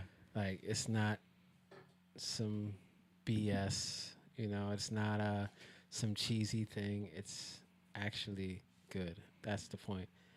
Want to make good content and not just support something because they're doing something, Yeah. But it's actually really good stuff.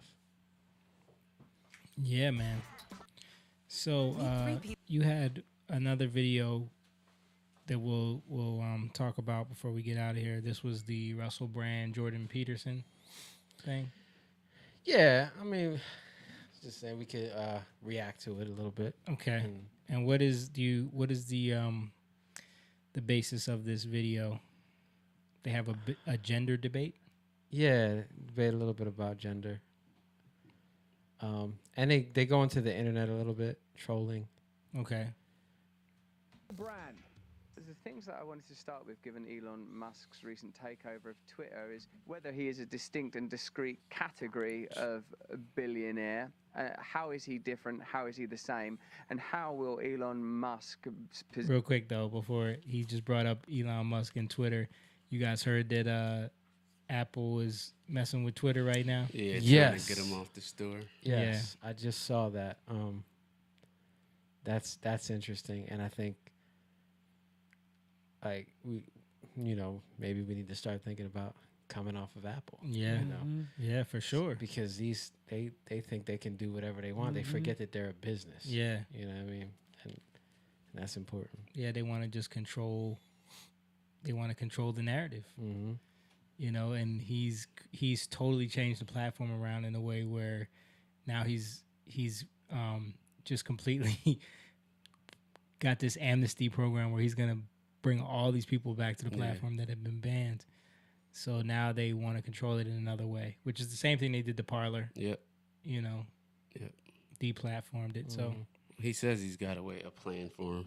He said he does. Yeah. If they try it. But we'll see. Well, he was talking about. Me and Mom were talking about this earlier. He was also talking about maybe making his own phone. Yeah. Yeah, I heard about that. Yeah. He would be a good challenger. That would be nice. That would be interesting if he could make one. Mm-hmm. Well, he's got the backing. Yeah. Engineers. Yeah. You know, he just needs to. I mean, towers. And then think about how they would integrate into the Tesla cars. Yeah. You know what I mean? And think about what has Apple done in the last. Bro, no innovation at all. In the last 10 years, but make better cameras. Yeah. Like there hasn't been an innovation with the iPhone or iPad. Yeah. You know, it's the same thing. Like it's just that faster processor every time, better phone. That's I mean, better camera. That's it. Yep. And then the software. Yep. Position at Twitter alter your position on Twitter?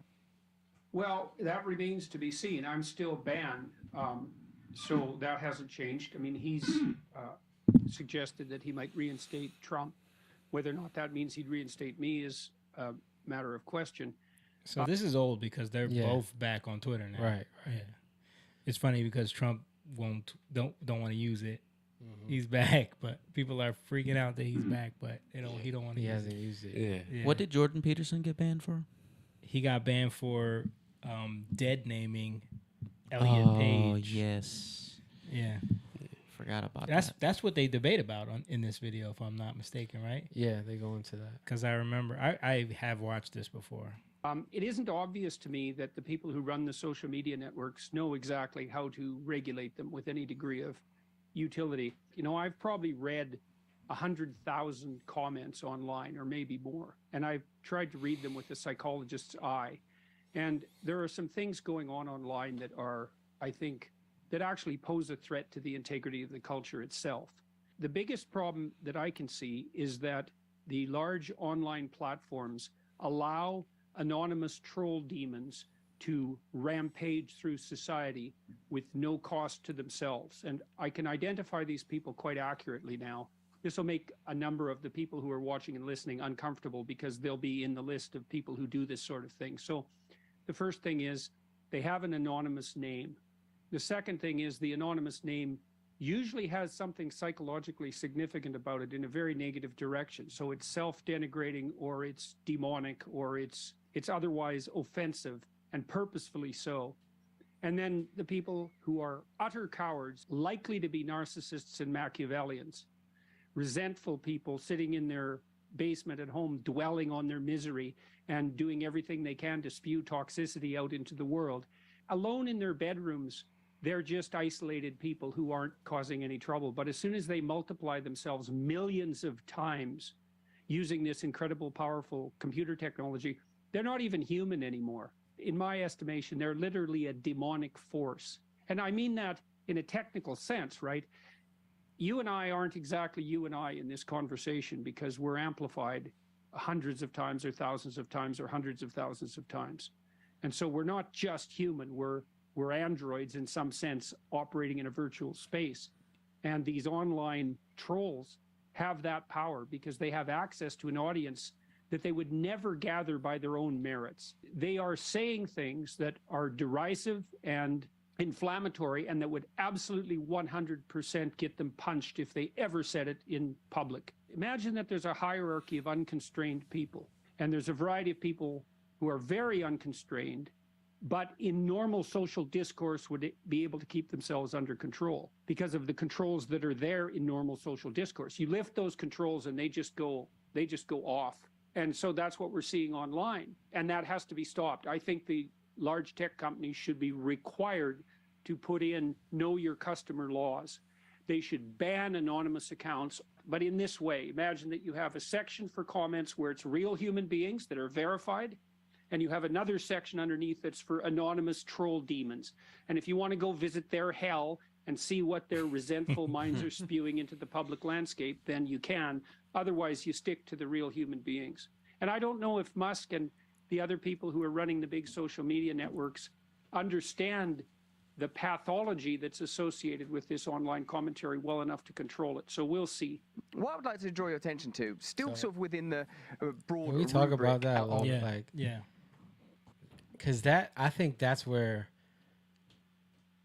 there's the Wild West. Mm-hmm. You know, like it's like uncharted territory. It's like people pilgriming to the West, and you're dealing with a bunch of gangs and maybe even tribes, posses.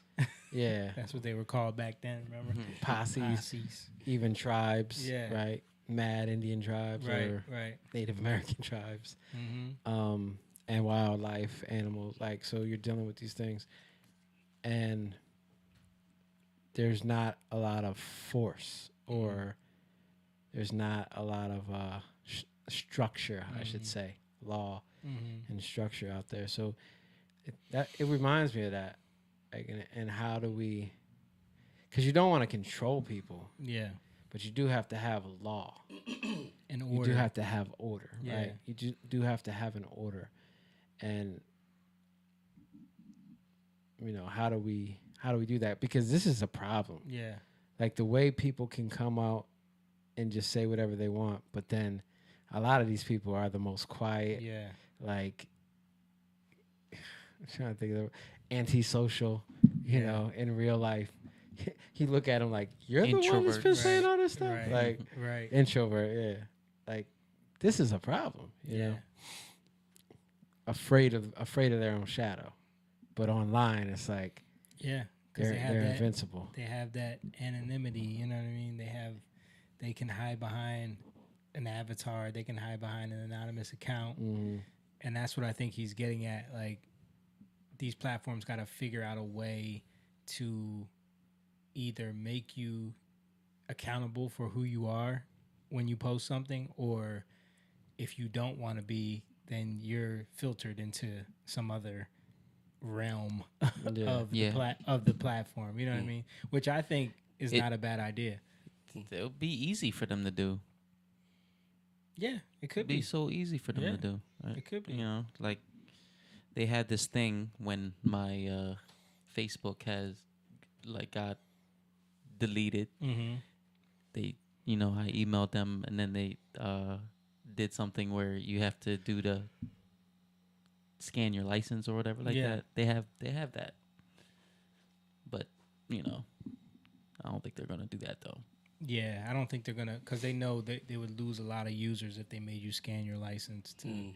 I think it just has to be something where you verify, you just say who you are and like a picture, and you can't hide behind a fake name and no picture. You know what I mean? Mm-hmm. Yeah. But how about the people that don't hide, but they still act crazy? Yeah, I mean, well, they for them, it's like, I think there is some of those controls in place because there are people that are going to see them that know them, that they're gonna have to face them in real life. You know what I mean? Yeah. So I think it doesn't completely remove those social controls that are in the natural world. Mm-hmm. There's like maybe one step removed. You know, you might be able to get it off in a random post here or there. But if you're just like, that's all you do.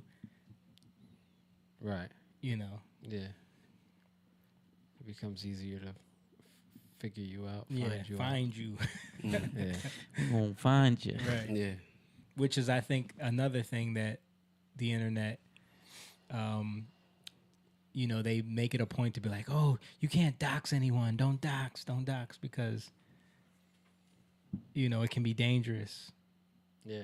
But also, maybe it could hold people more accountable. Right. Yeah. You know what I You mean? don't say dumb stuff. Yeah. Like, yo, this person lives right here. You know? Yeah. Paul says anonymous troll demons. Yeah. Anonymous troll demons. Yeah. Keep going. Of looking at Musk's acquisition of Twitter and how that may play out and how it may affect you personally. I was myself struck with, like, you know, I think the tweet that you were banned for was sort of like commenting on Elliot Page. How do we prioritize compassion, kindness, love? And can't this basic palette of principles prevent us from getting into conflict around these ideas? Well, it isn't obvious to me that love can be reduced to compassion at all. Oh, boy. So love can, yeah. And I think that's where people, you have to have compassion. Like, you have to have love. But Yeah. love is subjective. Well, what do you mean when you say love? That's what I'm saying. It's Yeah. subjective. It could, my Yeah. idea of what love is. It's actually objective. It is. In a but higher yeah, understanding. But it's become subjective, like my truth Yeah. and your truth. There's an objective truth, but everyone seems to claim to have their own truth. Yeah. Well, You I know? would say, like, if you just look at basic love is just taking care. Mhm. Like, taking care of somebody, right? And what does that look like? Sometimes that looks like you got to tell people what they don't want to hear. Yeah. So you can take care of them, you know? Right. So it's not always just like rubbing, "Are you okay?" No, Yeah. it's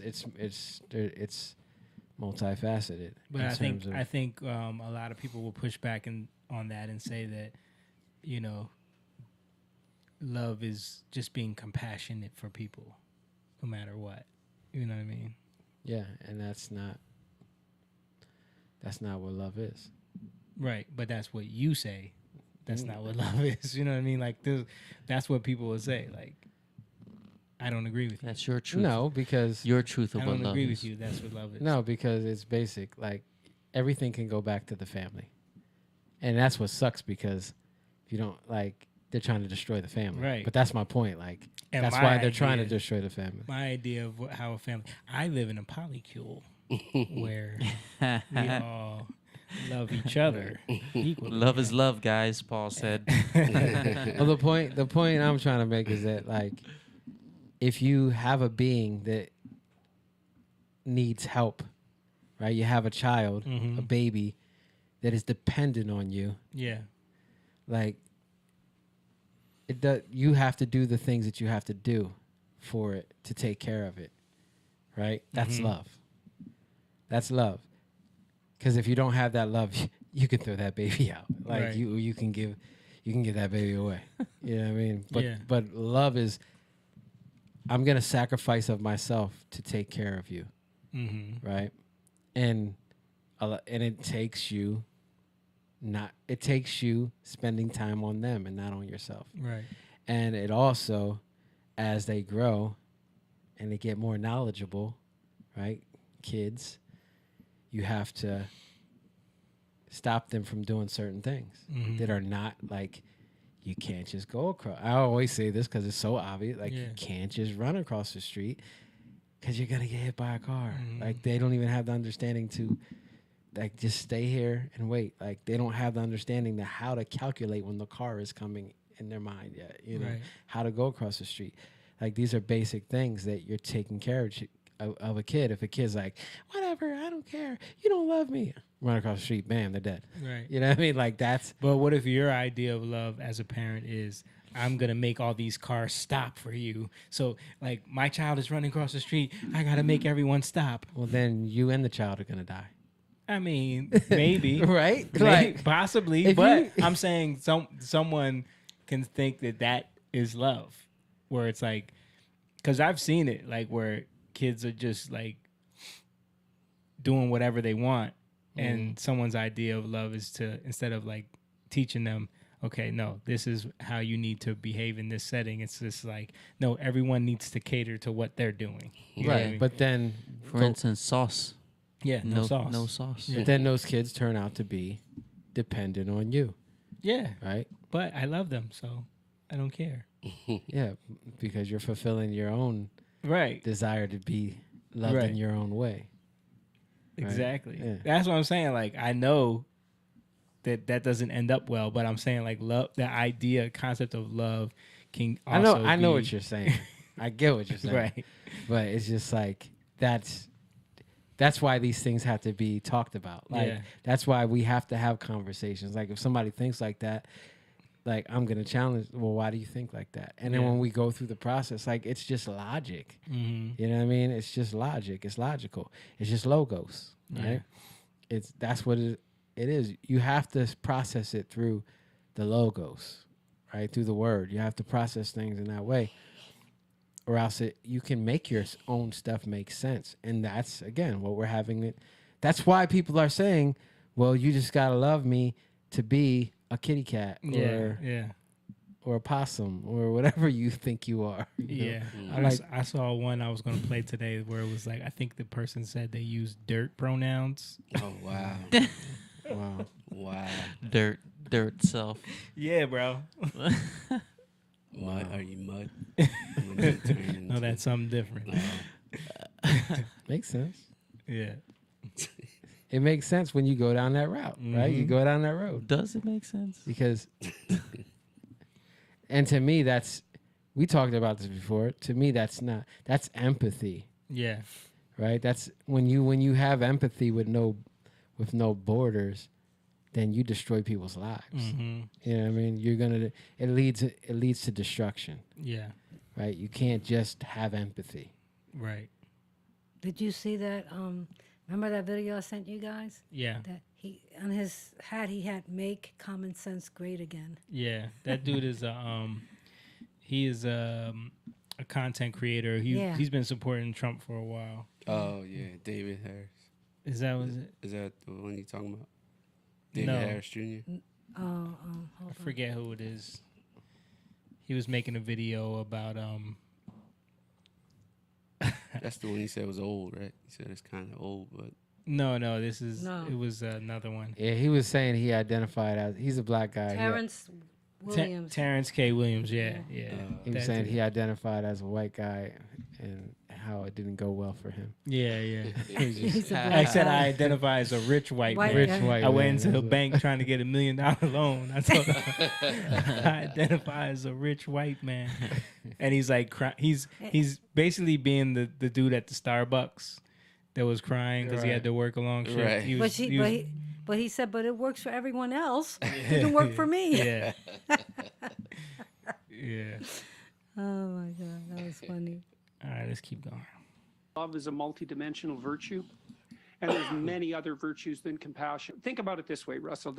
Imagine that the purest expression of compassion is the love of a mother for a true infant. We could really think about that as true compassion, 100% compassion. And the reason for that is that if you have an infant from birth to, say, 6 months old, nothing the infant does is ever to be questioned.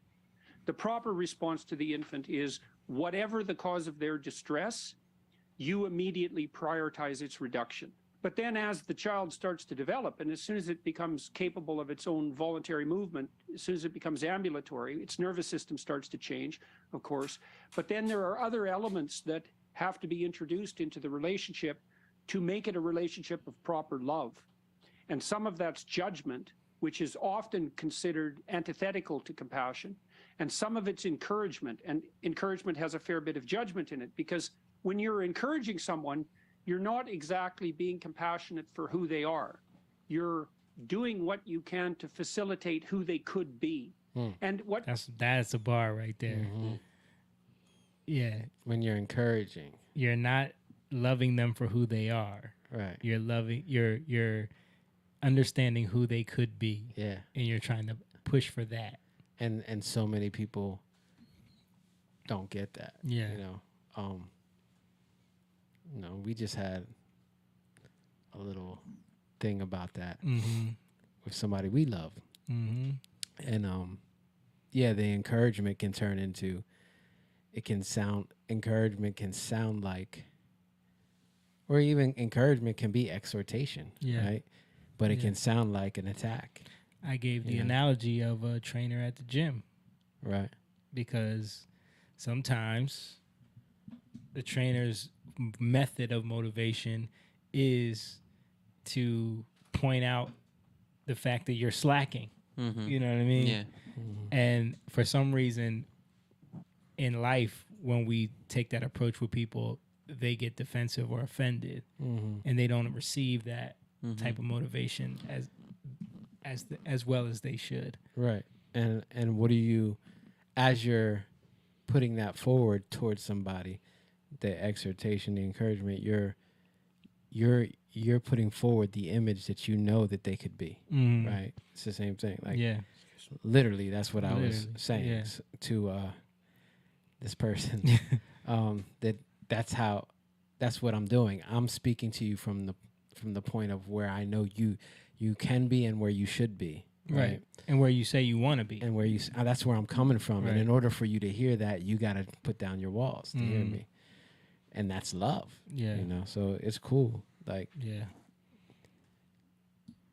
You're doing constantly when you're encouraging someone is prioritizing who they could be over who they are. And that's an element of judgment. And that judgment, you might say, if you're not thinking about it precisely from the religious perspective, is your own ability to decide which parts of you should go. Then the question is, are you compassionate for who you are, or are you compassionate for who you could be? And the second is just as important, or maybe more important.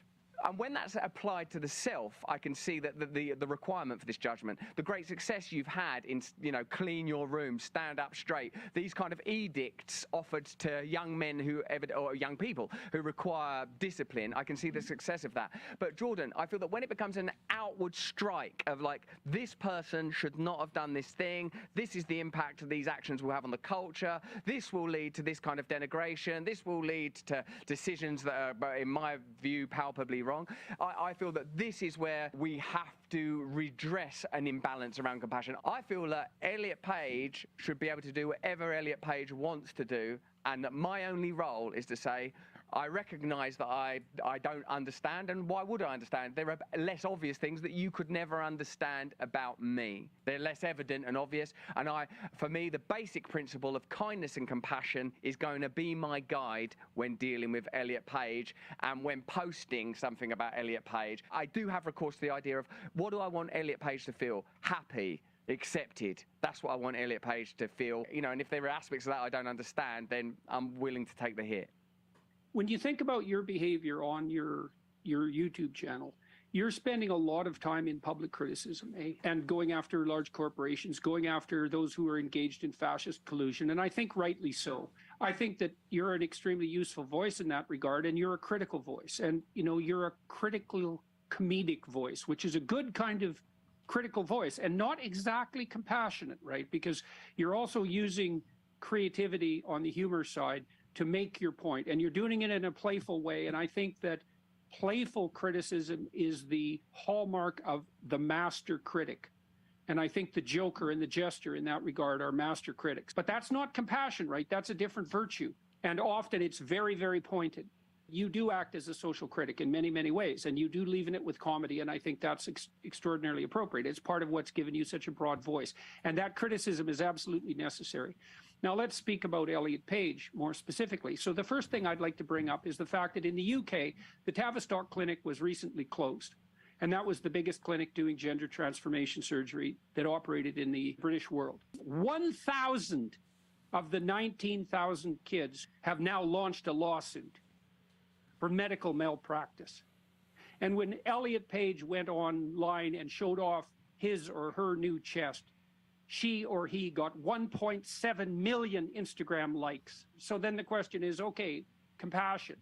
Well, you know, I think Elliot Page stepped over the line from victim to perpetrator, because when girls hit puberty, their negative emotion spikes and they develop bodily image problems, because neurotic, and that would be negative emotional experience for women, is extremely tightly tied to body image. And so if you're a girl who is undergoing the hormonal changes that are going to elevate your negative emotion, which is what happens at puberty, you're going to be focused on body image. And if you're an unpopular girl and you're awkward socially, the probability that you're going to think something's wrong with your body is almost 100% if you're female. So I can see what makes you angry about it. It's your analysis and it's your opinion that it's a powerful influencer and it's going to lead people to make decisions that are going to be detrimental to their lives. But the evident and palpable anger, I feel, diminishes your position, because now anger is in the conversation. I think you offer a great deal that is valuable and necessary, but I feel beyond the value and necessity of honesty, authenticity, and information that is underwritten by data and experience, I feel that it creates more opposition to approach a matter like this in the manner that you have done. What are we going to anchor ourselves to ultimately, Jordan, navigating this space? Are we going to be participants in creating more and more ossified and oppositional camps, or are we going to create cartilage between us so that we can move between a room that Jordan Peterson is in and a room that Elliot Page is in and say, look, I believe in love, and I know it's complicated. I think you're beautiful and full of love. I really believe in that. And then when I sort of hear people being dismissive of you, it upsets me. It upsets me, and I see how you arm them. I feel that you arm them by sort of, in their language, dead naming Elliot Page. And I feel like why would you do that? It isn't necessary. It isn't necessary. Of course, it's the statistics you've cited about the Tavistock Clinic appear to speak for themselves. Is there a way that we can handle this that would be more akin to how we might imagine Christ would handle it? Otherwise, what's the point of Christianity? What's the point of Christianity if we're not going to embody Christ in our behavior? Look, everybody who's operating in the online space that we're operating is trying to get the tone right? And you do that in part by paying attention to the audience, and you do that by trying to see how people are responding, and not in a way that's pandering, but in a way that's open and attentive. And it's a very difficult thing to get right.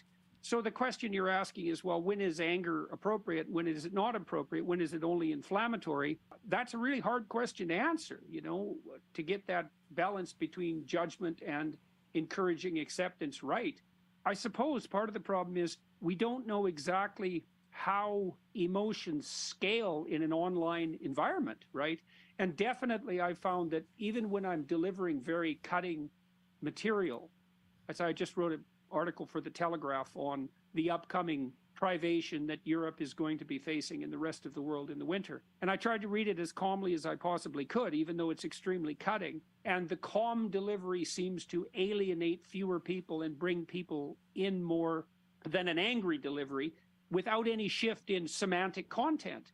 The right principle is probably something like minimal necessary force in your personal interactions and minimal necessary emotion in your online behavior. But it's hard to know exactly what that means. And it's not as if I think I've done it perfectly. I mean, you move like this towards that central line that hopefully is moving uphill. Watch entire episodes on demand for free. Yeah, that's an interesting... Yeah, so I just wanted to bring it up because because of everything they were saying, and then the Ellen Page stuff, and how do you deal with those things? And these things need to be called out, right? Mm-hmm. Like, my thing is, if she's putting this stuff up publicly, then you can call it out publicly. Yeah. It's not like she's doing this privately. She's doing it publicly. Right. And she's doing it purposely to influence other people. Right. Yeah. So that's where it's like, okay, well, this needs to be spoken against. Why? Like, there's things that you don't understand. There's things that you don't get. To have a voice out there now for what he's saying, what's the other guy's name? Russell Brand. For what Russell Brand is saying, it doesn't matter how you say it. It just matters that you say it. But it matters that you're learning as you go. Mm-hmm. Meaning, like, if we sit and we try to figure everything out, we'll never say anything. Right? If we're second guessing, and even when we think we're saying the thing in the way we need to say it, we're still going to be critiqued. Right? Right. We're still going to be critiqued. Like, there's no one way to do it. It's just that we do it. Yeah. It's just that we speak against these things. And Jordan Peterson is bringing light to stuff that there's a lot of people who won't bring light to it. Yeah. They're Now, afraid to speak on it. He right. got banned over it. Right. And so should we be talking about that? Like, why is he getting banned over that? You know? Yeah. Is that a problem? That should be a problem. It is a problem. That's why something was done about it, thankfully. Right. You know. But this is what the issue is. Everything is so judgmental. Mm-hmm. Because you pick apart things left, right, center, like it's all picked apart. Right. And you can't just listen to what somebody said and like maybe they make some sense. Maybe they like you can listen to a white supremacist and they might say 10 things right. Mm-hmm. But they got that one thing or they got them 3 things that is like, what are you talking about? Right. You get what I'm saying? Like, but when we just shun somebody, oh, he's a white supremacist. Nothing he says is gonna. Nothing he says, he doesn't need to have a voice. Right. Right. Well, Kanye. Right. Prime example. Yeah. Right. Then what do? We just delete a whole bunch of people like that. Mm-hmm. And now you're just enforcing them to go harder. And that's what I was talking about with the pedophiles earlier, right?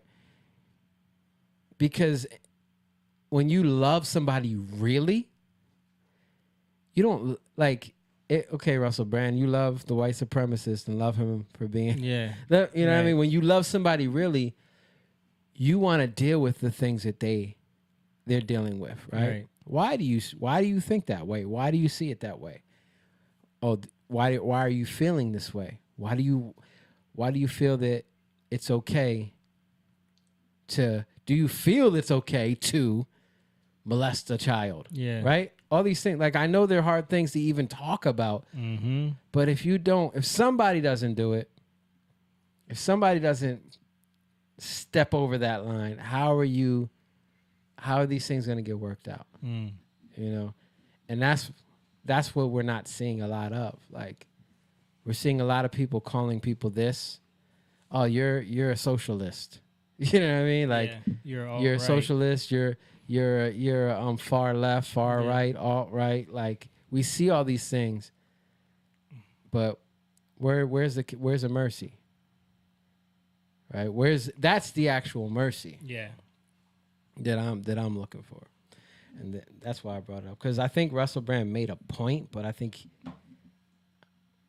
he, like, the way he sees compassion is twisted. Mm-hmm. You know? Yeah. The way he sees love is twisted. Right. It's what we were just talking about earlier. It's that person that thinks love just means compassionate for everybody and no one should ever feel any pain or any, conflict or any judgment. You know? Which isn't true. Yeah, man. All right. 2:24. We're going to wrap it up right there, guys. Thank you guys for watching. Again, congrats to the USA, man. USA. They did it. And shout out to everybody who has been commenting and watching on YouTube. I saw Ian put on there, turkey so dry, you got to eat it in the rain. Shout out to him. Shout out to everybody who is on Twitter, on Twitch, on Rumble if you're watching us, and make sure you guys share this video, give it a thumbs up, give it a like, hit that notification bell, subscribe to our channel. Also, patreon.com/youngliontv. Sign up and become a member on there just to help the cause, help us build this thing out, help us keep expanding on what we're doing to grow this community of the Young Lions. We love you guys. Jatan.com for merch, music. Cash App $ Young Lion TV. Thank you guys for coming tonight, and we will be back next week, right? Yeah. Yes. All right, man. Peace. Love you guys. Young Lion, go live, yeah. Young Lion, you rich, yeah.